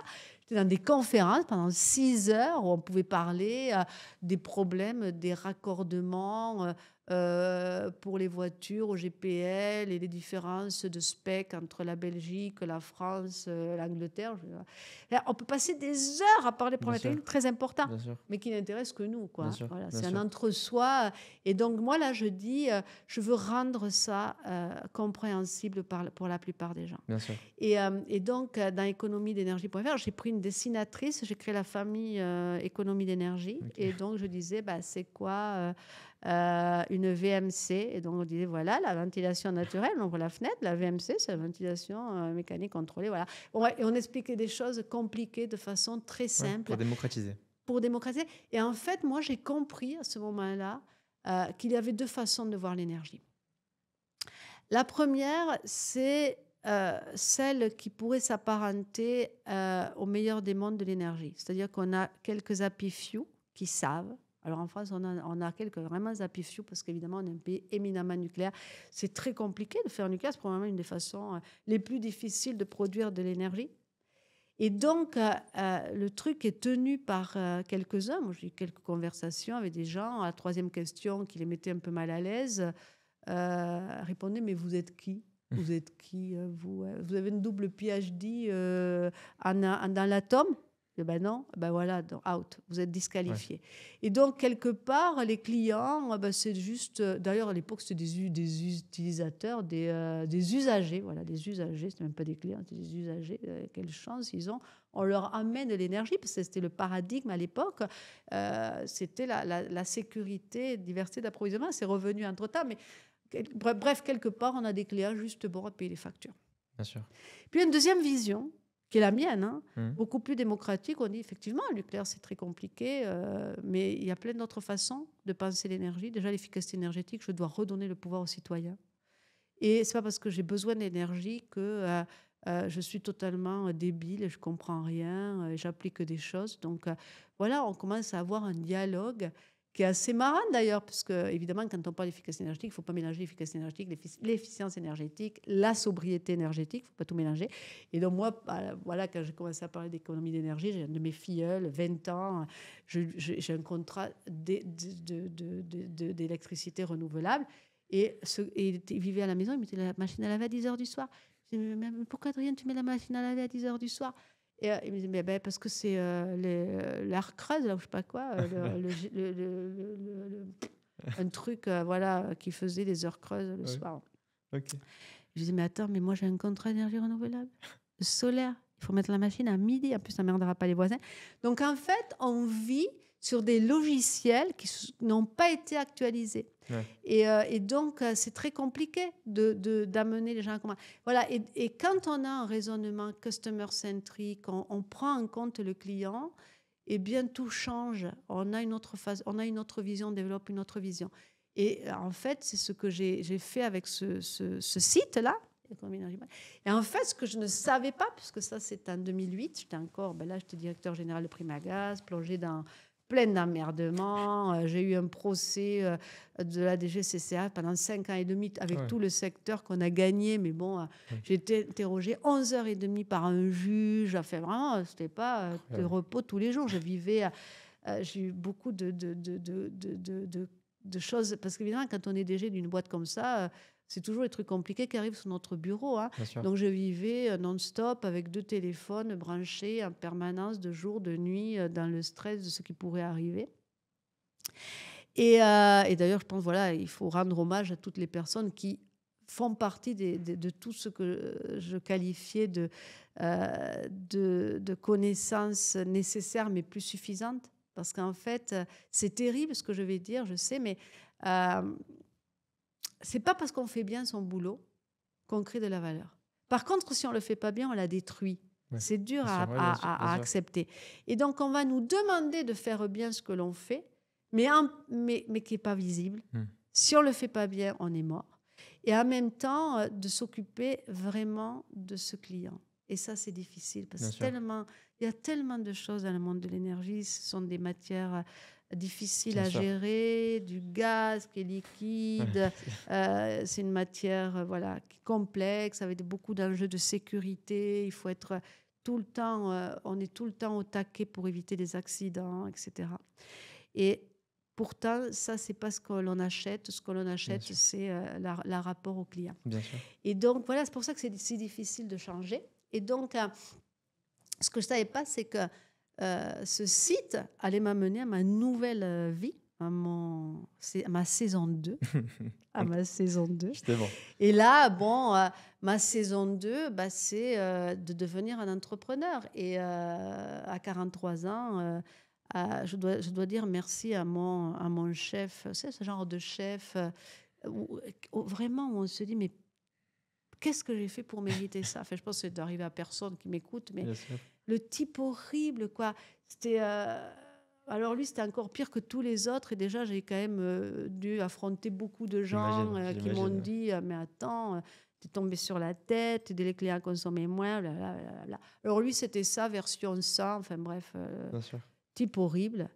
Et je commence à clasher, quoi. Et j'ai dit, bon, je pars. J'avais un bon CV, hein, des super habitudes. J'avais mon chauffeur, mon salaire, mes bonus, Un tout ça. confort, un confort. Et du jour au lendemain, j'avais le choix entre envoyer mon CV et puis je me suis lancée dans la saison 2, l'entrepreneuriat. Donc, je suis passée de directeur général à start-upper, de l'industrie au service, des opérations des gens très formés à des jeunes entre 25 et 30 ans de moyenne d'âge. Et là, c'est ma nouvelle aventure, saison 2. Alors justement, cette saison 2, juste avant d'attaquer justement la saison 2, moi, il y a un petit détail qui m'intéresse énormément justement sur Primagaz en France. C'est en 2004 donc, que tu commences ce revirement un peu de vouloir passer à faire des économies d'énergie pour les clients, 2004-2005. Il n'y a pas encore la loi POP, donc il n'y a pas encore des avantages, je ne sais pas moi, financiers à le faire. Ou peut-être qu'il y en a, mais en tout cas pas énorme. Comment est-ce qu'on fait pour convaincre? Parce que voilà, tu es directrice, il y a quand même d'autres personnes à convaincre, c'est pas toi qui décides seule. Comment est-ce que tu convaincs les personnes? C'est quoi les discussions que vous avez concrètement pour adopter ça? Ouais, en fait, tu as raison. C'est déjà sur le changement. On nous raconte que 30% des gens changent, 30%, il faut un peu les pousser et 30% ne changent pas. Donc moi, j'étais dans cette logique. Tu vois, j'ai trouvé 30% qui changent. Bon, ça ne faisait pas tout à fait le compte est bon, mais bon. Et en fait, je pars aux États-Unis et je rencontre une femme formidable qui a fait un PhD à Yale. Je ne sais pas pourquoi, c'était pas du tout dans ce cadre-là, parce que moi, je me suis toujours formée en parallèle de mon boulot. Toujours. J'ai toujours fait beaucoup d'exécutifs. D'ailleurs, ça continue avec 100 leaders pour la planète aujourd'hui. Et je ne sais pas pourquoi, je lui dis, ouais, c'est dur, là, je suis à un moment, je pousse, là, l'impression, c'est qu'on est mecs sur les tandems, il y a le premier qui pédale et sur une côte, et il dit, j'arrive à faire au bout, et heureusement que j'ai freiné pendant tout le temps, parce qu'on allait repartir en arrière. Bon, l'horreur. Et je lui dis ça, et elle me dit, mais ça ne marche pas du tout comme ça. Je dis, ah bon? Elle me dit, non. En fait, les Américains, ils sont vraiment sur les questions psychologiques. Voilà, ça simplifie un peu, mais en même temps, une entreprise, on n'a pas souvent le temps d'aller trop dans le détail. Et elle me dit, oui, en fait, il y a des gens qui vivent dans le futur et qui sont ouverts au changement. Elle les appelle les edge walkers. Ce sont eux qui vont tracer des ponts entre le connu et l'inconnu. Et en fait, avec 15%, on change une boîte. Par contre, ils vont autour d'eux avoir des flame keepers, donc des gens qui vivent dans le passé mais qui sont ouverts au futur, au changement. Donc, par exemple, moi, j'ai eu la chance de rencontrer des gens qui m'ont accompagné. Ce n'est pas eux qui pouvaient imaginer cette stratégie de changement, mais ils étaient bienveillants, ils étaient là, ils m'accompagnaient, comment on peut t'aider. Et voilà, j'étais un peu protégée. Donc, ce sont les flame keepers, ce sont les passeurs de flammes. Ils comprennent qu'il y a du changement, mais ils ne savent pas l'inventer, donc ils accompagnent ceux qui le portent. Puis elle me dit, il y a des gens qui vivaient dans le passé, ils sont pas ouverts au changement, elle les appelait les placeholders. Donc là, c'était les gens, ah mais non, mais pas, c'est pas possible, ils se rendent pas compte, c'est très compliqué. Puis elle avait dans sa typologie une 4e catégorie qu'elle appelait les doomsayers. Alors c'était des gens qui sont pas ouverts au changement, mais qui vivent dans le futur. Alors ça, c'est les oui, mais. Et donc il y a toujours les 2000 raisons de ne pas faire. Et je lui dis, c'est quoi la proportion? Il me dit, 15% on change une boîte et 70% des gens sont des stand-keepers. Si la direction est claire, que tu as une vision, qu'il y a une feuille de route, qu'elle est détaillée, ils vont suivre. Et ça a changé ma vision. Donc déjà, voilà, ça c'est un premier élément sur le leadership. Et je crois, mon livre de chevet, au-delà de ça, c'est le livre de Jim Collins, From Good to Great, qui apprend à ne pas juger. Parce que chacun fait le mieux qu'il peut au moment où il fait. Mais bon, on n'est pas tous au même niveau de conscience à un moment donné.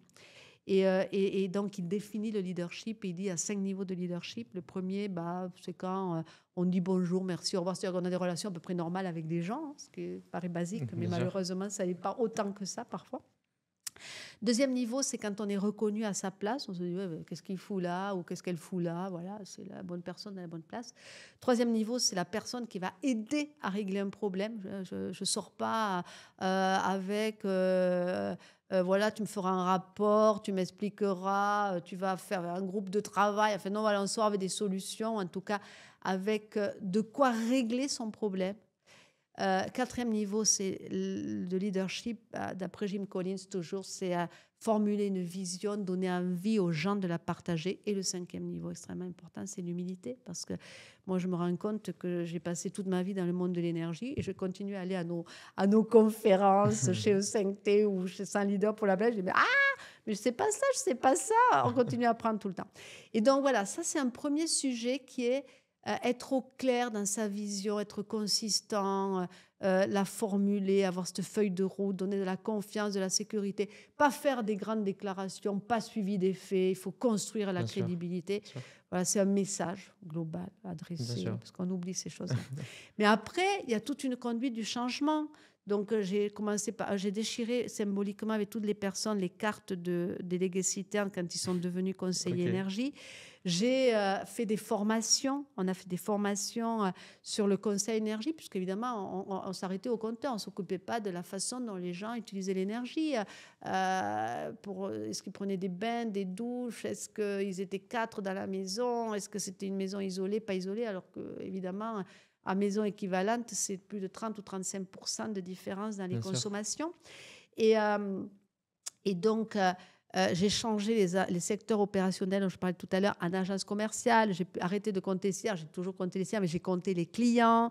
Donc, les questions de fidélisation, un client fidèle est toujours beaucoup plus rentable qu'un client nouveau à conquérir. On oublie ça. À chaque fois, je reçois des offres. Moi, je suis super cliente de ma boîte de téléphone, ma boîte de télé. Plus on est bon client, plus on nous traite mal. Et on traite les nouveaux bien. Au bout d'un moment, on en a marre. Ça dure le temps que ça dure. Là, je commence à en avoir marre de ma boîte de téléphone et de ma boîte de télé. Là, message. Et puis après, c'est fini. Et donc, voilà, il se passe ça. Et puis ensuite, donc j'ai fait faire, quand les gens passaient leur formation de passer de délégué citerne à conseiller énergie, j'avais fait faire à Mattel, et pour Mattel, il doit encore s'en rappeler, une Barbie plombier avec un bleu de travail Primagaz. On en avait 200, c'est une série limitée. Il y a quelques jours, j'ai encore vu sur eBay une de ces poupées qui est devenue très chère maintenant. C'est un collector. Après ça, j'ai pris les citernes, parce qu'on parlait que des citernes. Puis ils m'inventaient la génération 2, on faisait des pubs sur les citernes, ils avaient des petits noms, ça s'appelait Eternella, etc. Primella. Bon. Et j'ai fait faire une citerne rose bonbon c'est le coût de marketing le moins cher de l'histoire de Primagaz, puisqu'en fait, c'était 30 € pour changer le polyéthylène, le colorant du polyéthylène de vert à rose. Les ingénieurs étaient révoltés. J'ai failli me taper une grève, parce qu'en France, on a un problème, on va bientôt une grève. Donc, me voilà dans mon TGV. Ils m'attendaient tous dans l'usine à dire mais vous respectez pas notre travail. Je dis mais non, c'est pas ça, c'est ouais nos ISO. Et vous voyez la citerne rose. Je dis bah non, en fait c'est un symbole, c'est pour vous expliquer que on en a besoin, mais ça peut pas être l'argument pour vendre. Bien Les sûr, gens ils bien s'en sûr. fichent. Donc je dis bah je fais faire un t-shirt avec la citerne rose barrée. C'est le premier qui me parle de citerne maintenant. Il reçoit la citerne rose chez lui, sur sa terrasse, sur son toit, je m'en fous. Voilà, parce qu'on ne doit plus parler de ça, on doit Bien sûr. parler de ce que ça représente pour le client, le budget énergie. Donc, il faut vraiment beaucoup, beaucoup de choses. On doit manier plusieurs leviers. Évidemment, on revoit la proposition de valeur. On ne peut pas juste vendre la citerne, le gaz, la maintenance. On doit se réapproprier les différents besoins d'un client. Voilà, c'est un travail de transformation, de conduite du changement très important. Et d'ailleurs, c'était marrant parce que sur le changement, j'avais plein de gens qui venaient me voir et me disaient ouais, vous voulez des formations sur le changement? Je disais ouais, mais enfin, en même temps, un des paradoxes de l'être humain, c'est qu'on n'aime pas changer, mais enfin, il y a un film comme ça, si on nous raconte tout ce qui va nous arriver jusqu'au jour, certitude absolue pour nous tous, où on va mourir. Est-ce que la vie vaut vraiment la peine d'être vécue?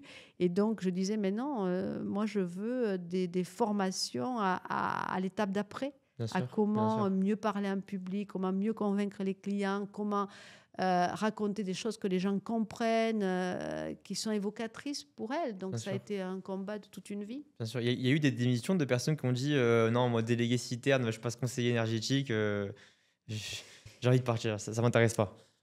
Ben, j'ai eu des démissions parce que vous savez, ça fait partie du travail d'un manager d'accepter qu'on ne fait pas l'unanimité. Bien sûr, bien sûr. C'est triste, mais c'est comme ça. Bien sûr, bien sûr, bien sûr. On se peaufine avec le temps, on essaye d'arrondir, on Bien essaye sûr, bien sûr. d'embarquer tout le monde, mais on ne peut pas tout le temps faire l'unanimité. Mais ce n'est pas pour ces raisons que j'ai eu des démissions. Ok. Et en fait, à nouveau, j'ai eu des flame keepers, donc j'ai eu des gens sur le terrain qui ont pris le message et qui ont été mes relais et sur qui j'ai pu m'appuyer, Super. dont une personne extraordinaire qui est plus de ce monde. Ok. Mais voilà, qui est resté Ok. dans mon cœur, qui m'a beaucoup aidé. Et ça, c'est des gens qui sont des caissons de résonance, des caisses de résonance, et qui donnent du crédit parce qu'ils sont respectés par les autres et qui font partie de ces flame keepers dont je Ok. parlais. Ok. On attaque la saison 2. Saison 2, vous voyez, on apprend à ménager le suspense. Alors, ouais, saison 2. Donc, entrepreneuriat. Donc, déjà, on a un confort, même si c'est un travail compliqué quand on est directeur général, comme tu l'as dit, les voitures de fonction, etc. On a quand même un certain confort. On peut s'appuyer sur des personnes. Là, on s'appuie que sur nous, surtout au début. Comment est-ce qu'on fait? C'est quoi la mentalité que tu avais au C'est début? juste freaking out experience, quoi. Alors, les gens me disent, ah ouais, j'aimerais devenir starter peur. Je dis, attends, est-ce que si tu es un peu freaky, surtout fais pas ça. Hein. Ouais. Surtout ne fais pas ça, parce que en fait, le jour d'après, j'ouvre la porte du bureau, je dis, ah super, c'est mes bureaux, tout ça, c'est mes gens, on était 8. La minute d'après, c'est ah là là là là là là, je dois payer les loyers, je dois payer des salaires. Heureusement, on est en train de négocier un gros contrat, mais avec une boîte extraordinaire, Auchan qui nous a fait confiance et qui a compris avant les autres. Donc, mais on ne sait pas que ça va marcher forcément. Sûr, Et puis à bien sûr. l'époque, je n'étais pas du tout dans la mood actuelle où on finançait. Il y a très peu de femmes entrepreneurs, encore moins qui ont plus de 15 ou 20 salariés. Et donc, voilà, je n'avais pas idée Bien de sûr. comment financer ça. Donc, heureusement que ce premier client nous a fait confiance. Donc, c'était en 2011. Et en 2011, en fait, la loi POP qui concernait tous les énergéticiens vendeurs de combustible s'étend aux vendeurs de carburant qui n'étaient pas dans le périmètre initial de la loi. Et donc, en France, comme tu sais, une grande part de marché est détenue par les grandes surfaces, puisqu'elles ont des stations-service sur les parkings. D'accord. Et donc, je vais voir Auchan. J'avais eu la chance de rencontrer Arnaud Mullier. Et je rencontre les équipes de Petrovex, des gens incroyables. Et je leur dis, mais vous allez faire quoi avec cette obligation-là d'aider les clients à consommer? On dit, nos clous, quoi. Alors, vraiment, nous, On s'en fout. notre business, voilà, on a des stations-service sur les parkings. Bien sûr. Hein, on est enfin voilà, on vend les prix le plus bas possible parce que ça a pour fonction, c'est le prix qui est visible à l'extérieur. Je connaissais ça puisque je venais du pétrole. Bien Hein. sûr. Et voilà, quoi. Nous, notre business, c'est d'attirer les gens pour aller acheter des yaourts et ce qu'on trouve dans nos rayons. Alors, je dis, écoute, j'ai peut-être une idée. Alors, c'est un double pari. Le premier, c'est les plateformes, parce que j'aimais beaucoup cette idée d'Internet. Je m'étais rendu compte que voilà, ça avait une pensée un peu, parce que moi j'ai une pensée globale, alors que je me retrouve avec des gens, ils disent, ah, mais c'était très itératif, si tu fais ça, ça, machin. Donc, moi j'ai pensé à plein de trucs en même temps. Bon, c'est les femmes, ça. Hein. Et, euh, et donc, c'était les plateformes. Et je me disais, bah, économie d'énergie, ça nous a permis de nous adresser au grand public. Je vous propose de faire une plateforme adressée au grand public où on va simplifier ça.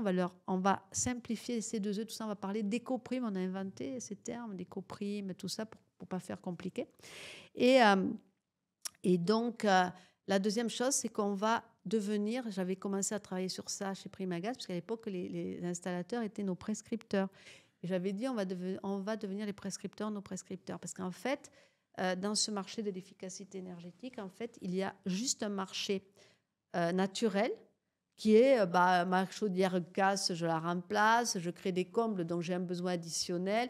Mais le marché naturel est très petit par rapport au marché potentiel. Le marché potentiel, c'est... d'ailleurs, aujourd'hui, on est en plein dans ce sujet, ce qui nous a conduit à Crédisco. C'est des maisons qui sont en EFG, mais où je ne vais pas faire des travaux si je n'ai pas compris quoi faire, comment, pour augmenter mon étiquette Bien sûr, énergie. Il n'y a bien pas sûr. d'articulation entre Bien les sûr. deux.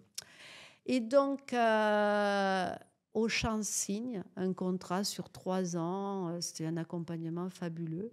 Et là, on a sorti la première plateforme. Puis, en fait, Économie d'énergie est devenue market leader sur toutes les plateformes d'économie d'énergie en France. On a créé des plateformes pour Leclerc, Auchan, Carrefour, Monsieur Bricolage avec backupé par un obligé qui était Exxon. Donc, c'était à mourir de rire parce qu'il y avait économie d'énergie, Monsieur Bricolage, Exxon. Donc, Exxon qui était... les interlocuteurs étaient à Houston, Texas. On parlait des mecs de Monsieur Bricolage pour essayer d'avoir un obligé qui reprenait les primes pour payer sur les opérations, le matériel éligible avec les clients. Voilà quoi. Et après, j'ai fait la première plateforme pour les banques en France avec BNP. Ok. Au début, j'arrivais et ils disaient, mais de quoi tu nous parles? De quoi vous nous parlez? Je disais, mais si, regardez, vous avez des clients à qui vous avez prêté de l'argent pour acheter des appartements. Ces appartements, s'ils sont en G, ils ne vont pas la même valeur qu'un A. Mais on était au tout début. Aujourd'hui, la plupart des banques ont pris des initiatives pour promouvoir les travaux de rénovation énergétique. Mais on a encore ce marché à transformer, ce qui explique Radisco, qui est ma saison 3. Et voilà. Et donc, en fait, économie d'énergie a été un gros scale-up, mais je ne vais pas te mentir, je n'avais pas fait de business plan en me disant, voilà, je vais faire des levées de fonds, on va devenir licorne. Pas du tout, je ne savais même pas ce que c'était. Donc, pour moi, si on arrivait à être vert, j'étais contente. Voilà. Et en fait, c'était un gros scale-up.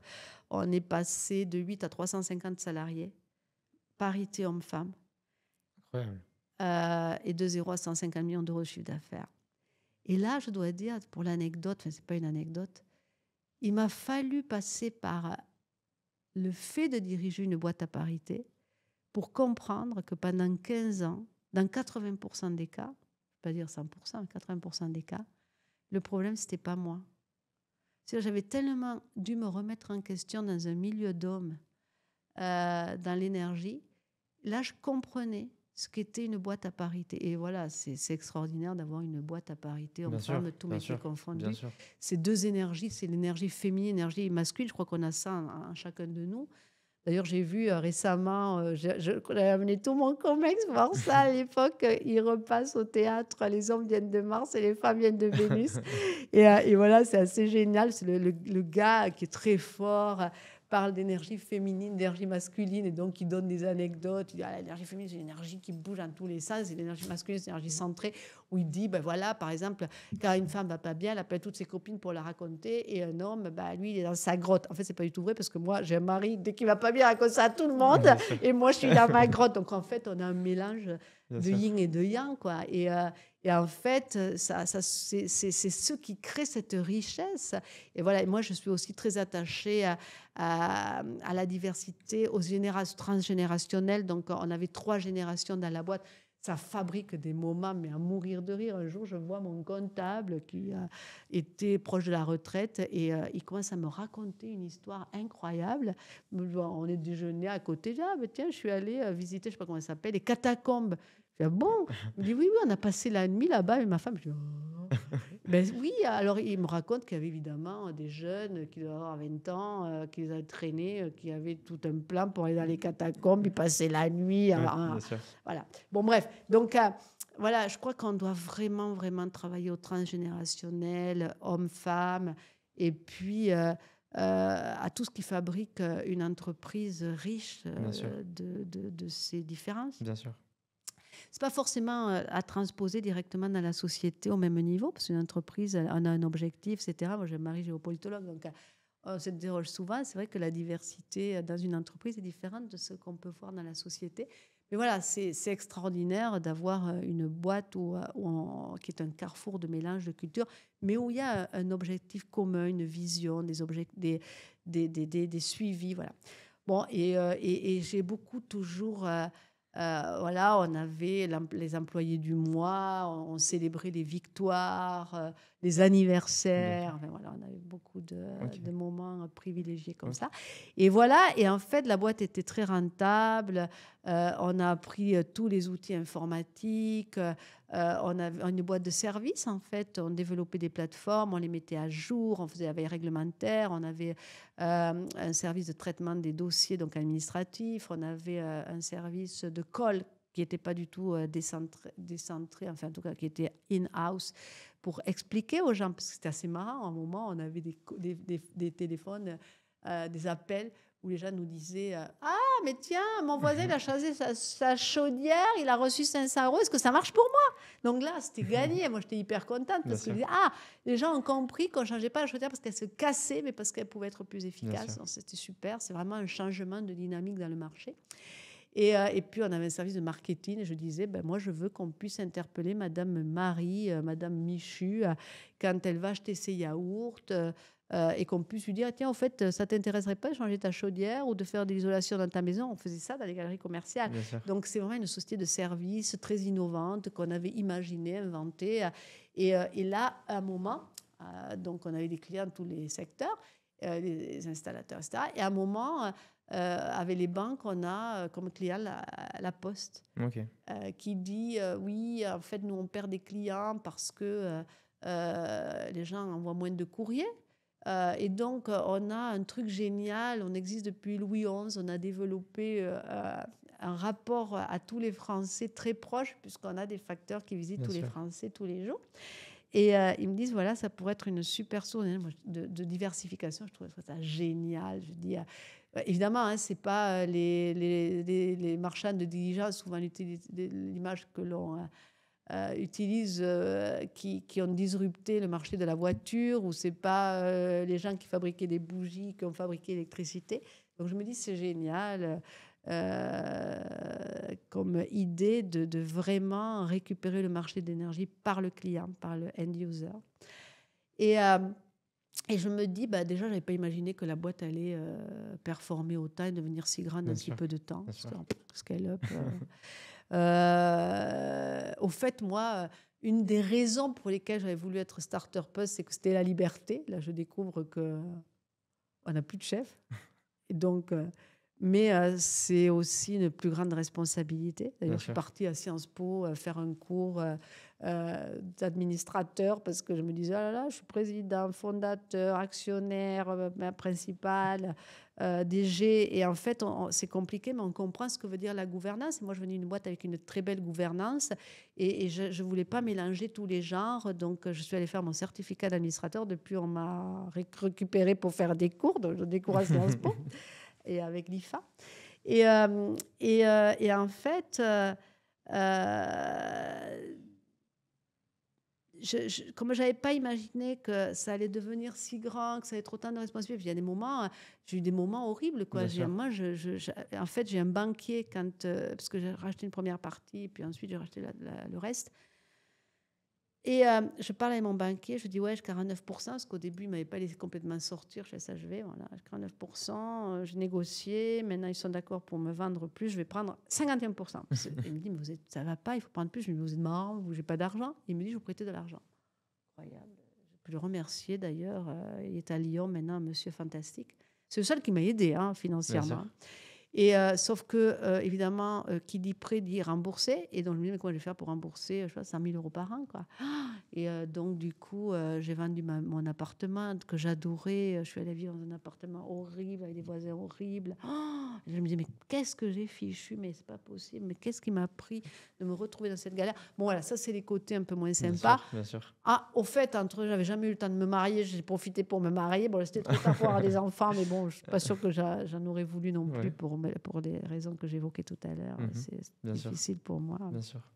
Et je viens d'écrire un bouquin qui s'appelle Régénération, dont je parle de cette histoire-là. Okay. Et en fait, voilà quoi, tout ça mis bout à bout. Quand la Poste est arrivée, je me suis dit, en plus, je me suis dit, bon, c'est quand même un gros machin, c'est l'État, c'est un peu pot de terre contre pot de fer. S'ils ne m'achètent pas moi, ils vont acheter une autre boîte. Donc, j'y suis allée en me disant, ça va vraiment donner un nouveau souffle à cette structure. D'accord. Et donc, j'ai vendu en 2019 la boîte que j'avais créée en 2011. Et quelques mois après, c'était le lockdown, le Covid. Donc, j'ai accompagné pendant 1 an à distance. On a dû tous apprendre à travailler. D'ailleurs, ce matin, j'étais à HEC avant de venir. On me disait, mais c'est quoi votre leadership? Je dis, j'ai horreur des cases, moi. Soyez authentique et résilient. Parce qu'en fait, tout ce qu'on sait, c'est qu'on ne sait rien, quoi. Bien sûr. Quand nous tombe sur la tête le fait de devoir gérer à distance, machin, on ne sait pas faire. On ne sait pas faire, on n'a pas appris, donc on doit s'y mettre, donc on doit apprendre. Voilà, donc il faut rester ouvert et résilient, quoi, avec cette Voilà, donc depuis là, c'est ma saison 3. Voilà, justement, on va l'attaquer, cette saison 3, parce que alors, on pourrait parler de 5T, mais j'ai jeté un coup d'œil à l'horaire. On a beaucoup parlé, tant mieux, parce que c'est super intéressant, mais l'heure passe super vite. Donc je pense, moi, je veux surtout parler de Disco, parce que c'est le projet actuel, c'est vraiment l'actualité. Disco, c'est quoi concrètement actuellement? Qu'est-ce que ça fait? Alors, j'ai quand même 2 mots de 5T parce que j'ai créé en même temps qu'économie d'énergie. Ça m'a beaucoup aidé pour avoir 5T, donc énergie, efficacité énergétique, environnement, économie et territoire. Bien sûr. On est aujourd'hui un Think Education Tank avec 100 leaders pour la planète où on a le plus d'éléments qu'on a glanés dans les 15 dernières années, puisqu'on va faire nos 15 ans, là, autour de la transition énergétique en France, en Europe, dans différents pays. On est allé en Chine, là, j'arrive de la Tunisie. Donc, on a vraiment une vision globale qui nous aide énormément sur l'Europe, le monde, la France. Et parfois, on est critique parce qu'en France, on est encore dans l'ère des gourous parfois. Et donc, on oublie que c'est complexe un mix énergétique ou un mix européen. Et en fait, c'est certainement aussi grâce à ça qu'il y a quelques temps, dont j'avais purgé toutes mes clauses non-concurrence, etc. Et une de mes vieilles amies, que j'aime beaucoup, qui est l'ancienne patronne de Morgan Stanley, Charlotte Aubin, vient me voir, elle me dit, Myriam, tu t'ennuies pas? Je dis non, je m'ennuie pas, mais tu veux pas commencer un business ensemble? J'écoute, t'as pas une idée? Je dis si, j'ai une idée, parce que moi, j'avais une feuille de route, mais les choses de la vie ont fait que j'avais cédé économie d'énergie, et j'ai une idée assez précise de la façon dont aujourd'hui on doit vivre ce business qui est en train de changer complètement. On peut plus se contenter de faire des travaux de rénovation énergétique, on doit l'articuler avec le diagnostic de performance énergétique, on doit aider les Français, parce que 70% des Français n'ont pas de diagnostic de performance énergétique, mais vivent dans des maisons qui sont en EFG, qui ne pourront plus louer, qui ne pourront plus vendre, ou en tout cas, s'ils peuvent les louer ou les vendre, voire plus y habiter, eh bien, elles vont avoir une perte de valeur qu'on constate déjà, la fameuse perte de valeur verte. Et évidemment, il va y avoir un OPEX, des coûts, des coûts liés au fait que la maison est inefficiente, qui ne seront pas dans le prix de la valeur, parce que forcément, la valeur de la maison reflète le fait qu'elle va coûter plus cher. Bon. Et je lui dis, aujourd'hui, on a des outils, on a la possibilité de parvenir aux gens avec d'autres choses. Et on a commencé à travailler toutes les deux. Et de là est sorti Disco. Donc Disco, ce n'est pas une lubie. Disco, c'est une ESCO, Energy Service Company. Donc le mot est connu, qu'on a voulu digitaliser et démocratiser. Donc, c'est démocratiser, digitaliser l'énergie efficacité énergétique. Et en anglais, ce serait Digital Energy Efficiency Service Company. Donc, ça, c'est notre Disco, qui a beaucoup de sens dans son nom. Et le O se termine en on, donc on y va. En fait, Disco, ça vient disrupter un petit peu la façon dont on voit l'efficacité énergétique en France, mais aussi en Europe, puisqu'il y a plein de pays qui commencent à développer des stratégies d'efficacité énergétique, qui est resté le parent pauvre de la transition énergétique, alors que ça devrait être le numéro. Quand on a fait les 3 fois 20, on a juste eu le tiercé dans le désordre. On a dit 20% d'émissions de CO2 à moins, 20% d'énergie renouvelable, on n'y est pas arrivé en France, 23%, et 20% d'efficacité énergétique, mais c'est le parent pauvre, alors qu'en fait, c'est complètement stupide. Le vrai truc, c'est économiser l'énergie, par définition énergie, donc on ne consomme pas celle qui n'émet pas de CO2, et bien sûr, le reste, c'est un mix que l'on fait avec les autres énergies. Sachant que quand il y a eu la guerre en Ukraine, on a pris le monde en otage et tout le monde a dû se démerder comme il a pu pour faire moins 15%. On y est arrivé à dure peine, donc l'idée, c'est de le faire plus simplement. Donc, Disco, ça a 3 missions importantes. La première, c'est d'articuler les travaux de rénovation avec la vraie montée en gamme du diagnostic de performance énergétique, sachant que la seule façon de faire aujourd'hui, c'est de le faire avec des travaux de rénovation globale, ce qui ne correspond pas au marché. La deuxième chose, c'est évidemment de récupérer les consommations pour apporter la preuve de la... On va pas le cacher à ceux qui nous regardent. Il y a eu un petit cut, petit problème technique, mais on est là, on est toujours là. Alors on reprend par rapport à Disco, où est-ce qu'on en était? Donc Disco, trois grands enjeux.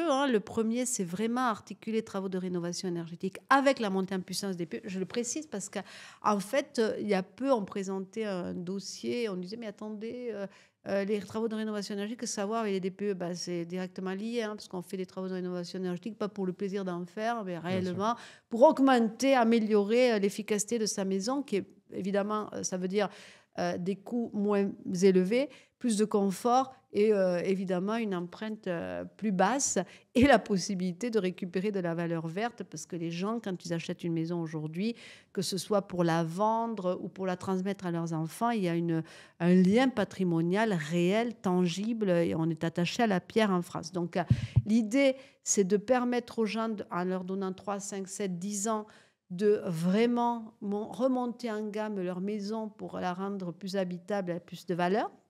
La deuxième chose, c'est de prouver que les travaux de rénovation énergétique amènent leur efficacité réellement. Donc aujourd'hui, c'est facile. On a des moyens qu'on n'avait pas. Avec la récupération des données de consommation, toute énergie confondue. C'est plus simple quand on a un compteur intelligent pour le gaz ou l'électricité, mais on peut aussi retraiter les factures des autres énergies. Donc, on analyse les écarts. Je comptais économiser tant, je n'économise pas autant. En euros en kilowattheure, puisque évidemment le prix de l'énergie continue à monter, et je crois qu'on est dans une tendance où ça va continuer à être le cas, j'adorerais me tromper. Et donc, il peut y avoir des erreurs techniques, des problèmes d'installation, il peut y avoir des effets rebonds, il peut y avoir il peut y avoir X raisons. Et évidemment, l'intelligence artificielle permet d'analyser tout ça. Et de créer des populations, ça c'est le troisième enjeu, avec data as a service, puisqu'aujourd'hui, comme nous dirait de nos discussions saoudiens, data is the new oil. Mon associée Charlotte explique très bien ça. Eh bien, l'idée, c'est de pouvoir monitorer des populations, puisqu'en fait, là, j'étais au Salon des maires récemment, à la fin de l'année, et on se rend compte que on construit de moins en moins de logements, on a de plus en plus besoin de logements, donc tout le monde est mobilisé sur le ministère du Logement, le fait qu'on ne construise plus assez de logements avec les zéro artificialisation nette, le ZAN, mais on ne se rend pas compte qu'on risque de perdre énormément de logements qui n'auront plus une valeur ou qui seront plus vendables, plus louables ou plus habitables parce que problème d'insalubrité lié à ces catégories EFG qui continuent à représenter plus de 50% du parc avec 70% des personnes qui n'ont pas fait leur DPE. Et qu'est-ce qu'on va faire pour les clients? On va leur mettre à disposition un pass vert où on passe des étapes pour pouvoir remonter en gamme, mais surtout on va leur donner beaucoup plus d'éléments qui sont aujourd'hui disponibles en open source ou avec des datas collectées qui leur permet de connaître la condition de leur maison, de la comparer à celle des autres, de savoir s'ils ont des risques, ce qu'on appelle aujourd'hui les RGA. Donc aujourd'hui, on étend les questions énergétiques aux risques climatiques. Donc si en France, on a 10 millions de maisons menacées par des risques de RGA, donc rétractation, gonflement des argiles, qui est évidemment un phénomène aggravé par le changement climatique. Et donc de remédier à ça, parce que évidemment, c'est un nouveau rapport au logement qui est en train de se construire. Et donc ça, c'est DISCO, qui est un projet européen. Mais on aimerait énormément, évidemment, que la France soit le early adopter, puisque la France a été le pays le plus en avance sur les questions d'efficacité énergétique, où on a tellement fait et où on a une expérience incroyable, mais des essais à transformer, puisqu'aujourd'hui, malheureusement, on fait le constat qu'il y a beaucoup de fraudes qui font la une de la presse, qui évidemment minent le moral des ménages, qui se disent « mais bon sang, pourquoi je vais faire des travaux si je dois avoir affaire à des gens qui vont m'arnaquer ?» C'est terrible, parce que c'est exactement l'inverse de ce que l'on aurait voulu parvenir à faire. Et en plus, évidemment, des grosses coupures budgétaires sur toutes les aides qui accompagnaient ces travaux. Donc, la seule façon va être de lisser ça et d'aider au financement, parce que sinon, à la sortie, la facture sur les logements va être énorme, et pour les particuliers, et pour le pays qui doit garantir des conditions de logement qui fait aujourd'hui partie de ce que l'on doit pouvoir promettre et la façon dont on accompagne tous les citoyens. Bien sûr. Et donc, le business model de Disco, il s'adresse à qui? C'est directement en B2C ou c'est plutôt B2B2C? B2B2C. Voilà. Et en fait, c'est évidemment un sujet de discussion avec Ilavensis, puisque l'idée, c'est de faire grandir ce marché naturel à un marché potentiel beaucoup plus large, avec des gens qui vont être accompagnés, suivis, et qui vont pouvoir bénéficier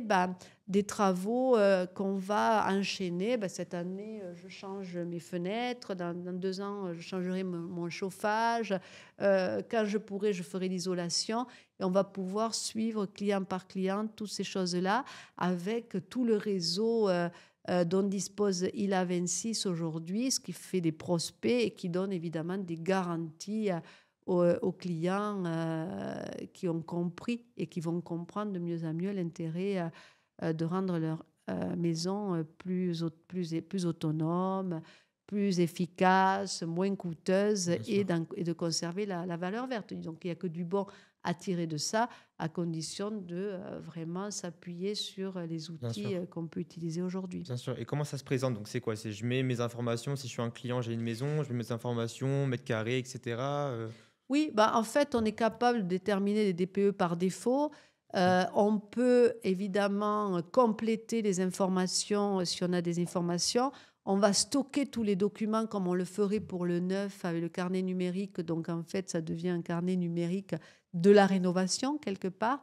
Et au fil du temps, eh bien, on dispose d'éléments pour comprendre quelle énergie on utilise, pour quelle utilisation, et comment créer des animations autour de réduire ses consommations par des gestes, par la sobriété et par les travaux sur lesquels on va accompagner, avec comment financer, quels travaux faire en priorité, par quoi commencer, à qui s'adresser, comment s'assurer que ces travaux sont bien faits, comment financer les restes à charge, etc., qui sont les problèmes que vont se poser. Et en fait, là, on va agir sur 5 ou 6 leviers de l'efficacité énergétique. Je comprends mieux à quel fournisseur m'adresser au pluriel, hein, puisqu'on ne va pas avoir le même fournisseur peut-être pour l'énergie électrique ou pour le gaz. Comment réduire ces consommations? On sait bien que si on passe des douches, des bains aux douches et qu'on chante des chansons plutôt plus courtes, voilà, c'est un des gestes, mais c'est pas le seul. Ensuite, tous les accompagnements sur les travaux en récurrent, peu importe l'ordre dans lequel on le prend. Évidemment, utiliser les smart data, les smart données pour pouvoir rétroagir sur ce qui va pêcher, en effet rebond, à mauvaise utilisation. Ensuite, bien sûr, on va avoir l'autoproduction qui est en train enfin de décoller dans notre pays. Donc, une partie de sa consommation pourrait être couverte par l'autoconsommation. Et puis, pourquoi pas alimenter sa voiture hybride ou électrique avec les surplus, puisque dans le futur, même si ce n'est pas 100% parfait en termes de technologie aujourd'hui, tout ça fait des progrès très vite. Et l'idée, c'est quand même d'avoir une batterie bidirectionnelle qui puisse stocker ce que l'on produit le jour et puis le rendre à la maison la nuit et avoir un peu le véhicule comme solution de stockage et de déplacement. Bien sûr, donc ça c'est pour Disco, donc l'actualité Disco. Je crois que le site c'est disco.green, pour ceux qui seront intéressés d'être en partenariat ou quoi, disco.green. Niveau de l'actualité aussi, tu es au board de plusieurs sociétés aussi. Comment est-ce que tu arrives à léguer toute l'expérience que tu as accumulée? Parce que je pense que c'est ça qu'ils veulent. Hein. Quand on te prend au board d'une société, c'est pour que tu donnes ton expérience, ton avis, ta vision des choses. Parce qu'on a vu que tu as pu être visionnaire en 2005. Donc, comment est-ce que tu arrives à leur donner un peu ton expérience? Ça, c'est la gouvernance. Je pense qu'aujourd'hui, d'ailleurs, Charlotte et moi, on a beaucoup travaillé sur la gouvernance. Aujourd'hui, tout devient tellement compliqué qu'il faut bien être capable de raisonner au niveau stratégique d'une société. Dieu sait si c'est difficile parce que le contexte géoéconomico-politique est extrêmement compliqué et on a beaucoup trop de turnover aujourd'hui dans la question de la réglementation. Et on a besoin de stabilité à minima dans une entreprise pour investir et de vision. On en manque un peu. Et du coup, l'idée, c'est d'avoir la stratégie, le temps long qui est vraiment pris en compte dans un conseil avec une gouvernance qui a été créée pour ça. Et on doit encourager le plus d'entreprises possible, PME, ETI, à bien gérer cette gouvernance avec des administrateurs indépendants. Et puis, le temps de l'action qui est managérial. Donc voilà, quand on est dans un conseil d'administration, on prend une distance par rapport aux opérations.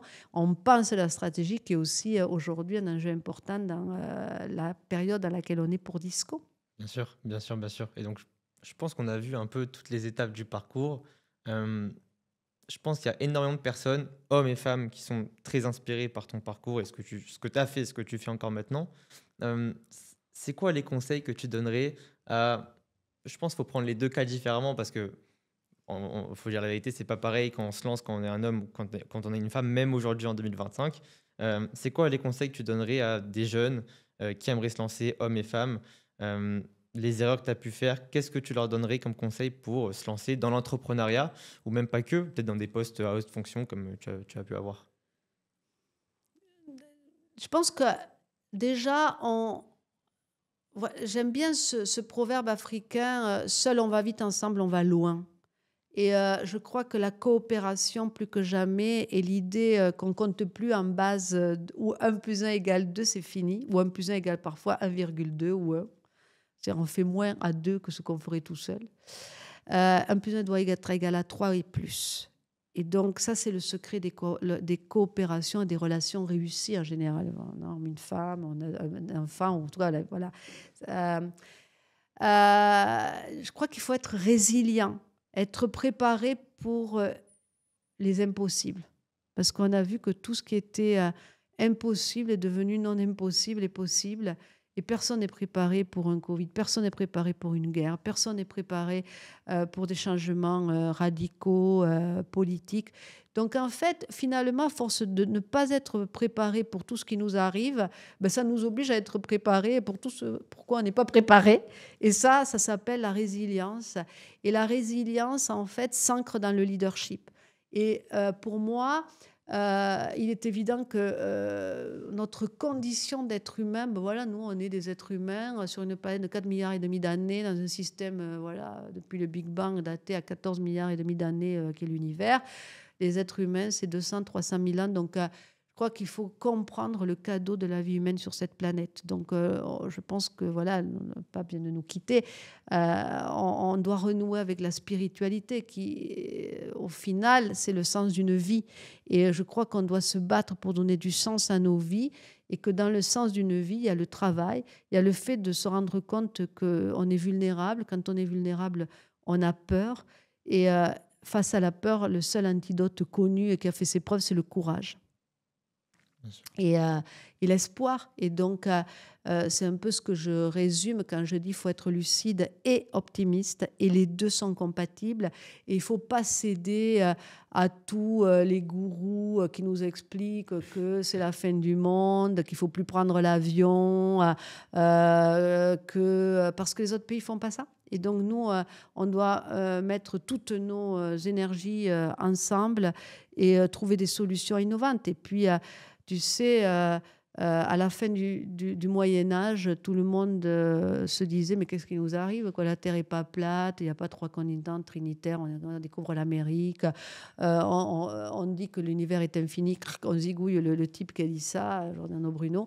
Et finalement, de là arrive la Renaissance et arrive la révolution industrielle qui est un immense renouveau. Et bien aujourd'hui, on a la chance de vivre un moment de transformation énorme. Parce que qui dit transition, ça ne veut rien dire transition en soi, c'est pour aller où? Et nous, aujourd'hui, ce qu'on croit, et on le développe chez E5T, et Sans Leader pour la planète, c'est un nouveau paradigme éco-énergétique avec 4 grandes dimensions. On peut décorréler la croissance d'utilisation d'énergie fossile. On doit prendre en compte les externalités avec l'énergie, avec l'économie circulaire et générative. Un élément territorial décentralisé et l'innovation qui est à une vitesse accélérée. Il ne se passe pas une semaine sans qu'il y ait des enchères. On voit la performance, les innovations, mais sont extrêmement transformantes dans le monde et on trouve des choses extraordinaires. Avec Charlotte, on parlait avec les Saoudiens qui nous disaient on va faire des économies d'énergie chez nous. On était toutes les deux, ah bon, vous allez faire des économies? Donc, du coup, on est en train de discuter. Et voilà, c'est tout ça qui se passe et c'est une grande chance, finalement, de pouvoir vivre des moments de transformation pareils. Et donc, voilà, être résilient, être courageux, comprendre la coopération homme-femme, avoir envie, oser. Savoir s'entourer. Je crois que c'est très important parce que même si on est très intelligent, le monde est devenu tellement complexe qu'on ne peut rien faire tout seul. Il faut vraiment s'entourer avec des gens qui ont envie et qui partagent des valeurs. Et je crois que dans les valeurs, c'est aussi, je terminerai par ça, un enjeu majeur aujourd'hui. Voilà, c'est un peu socratique, mais le bon, le bien, le vrai. Qu'est-ce qu'on met derrière ça?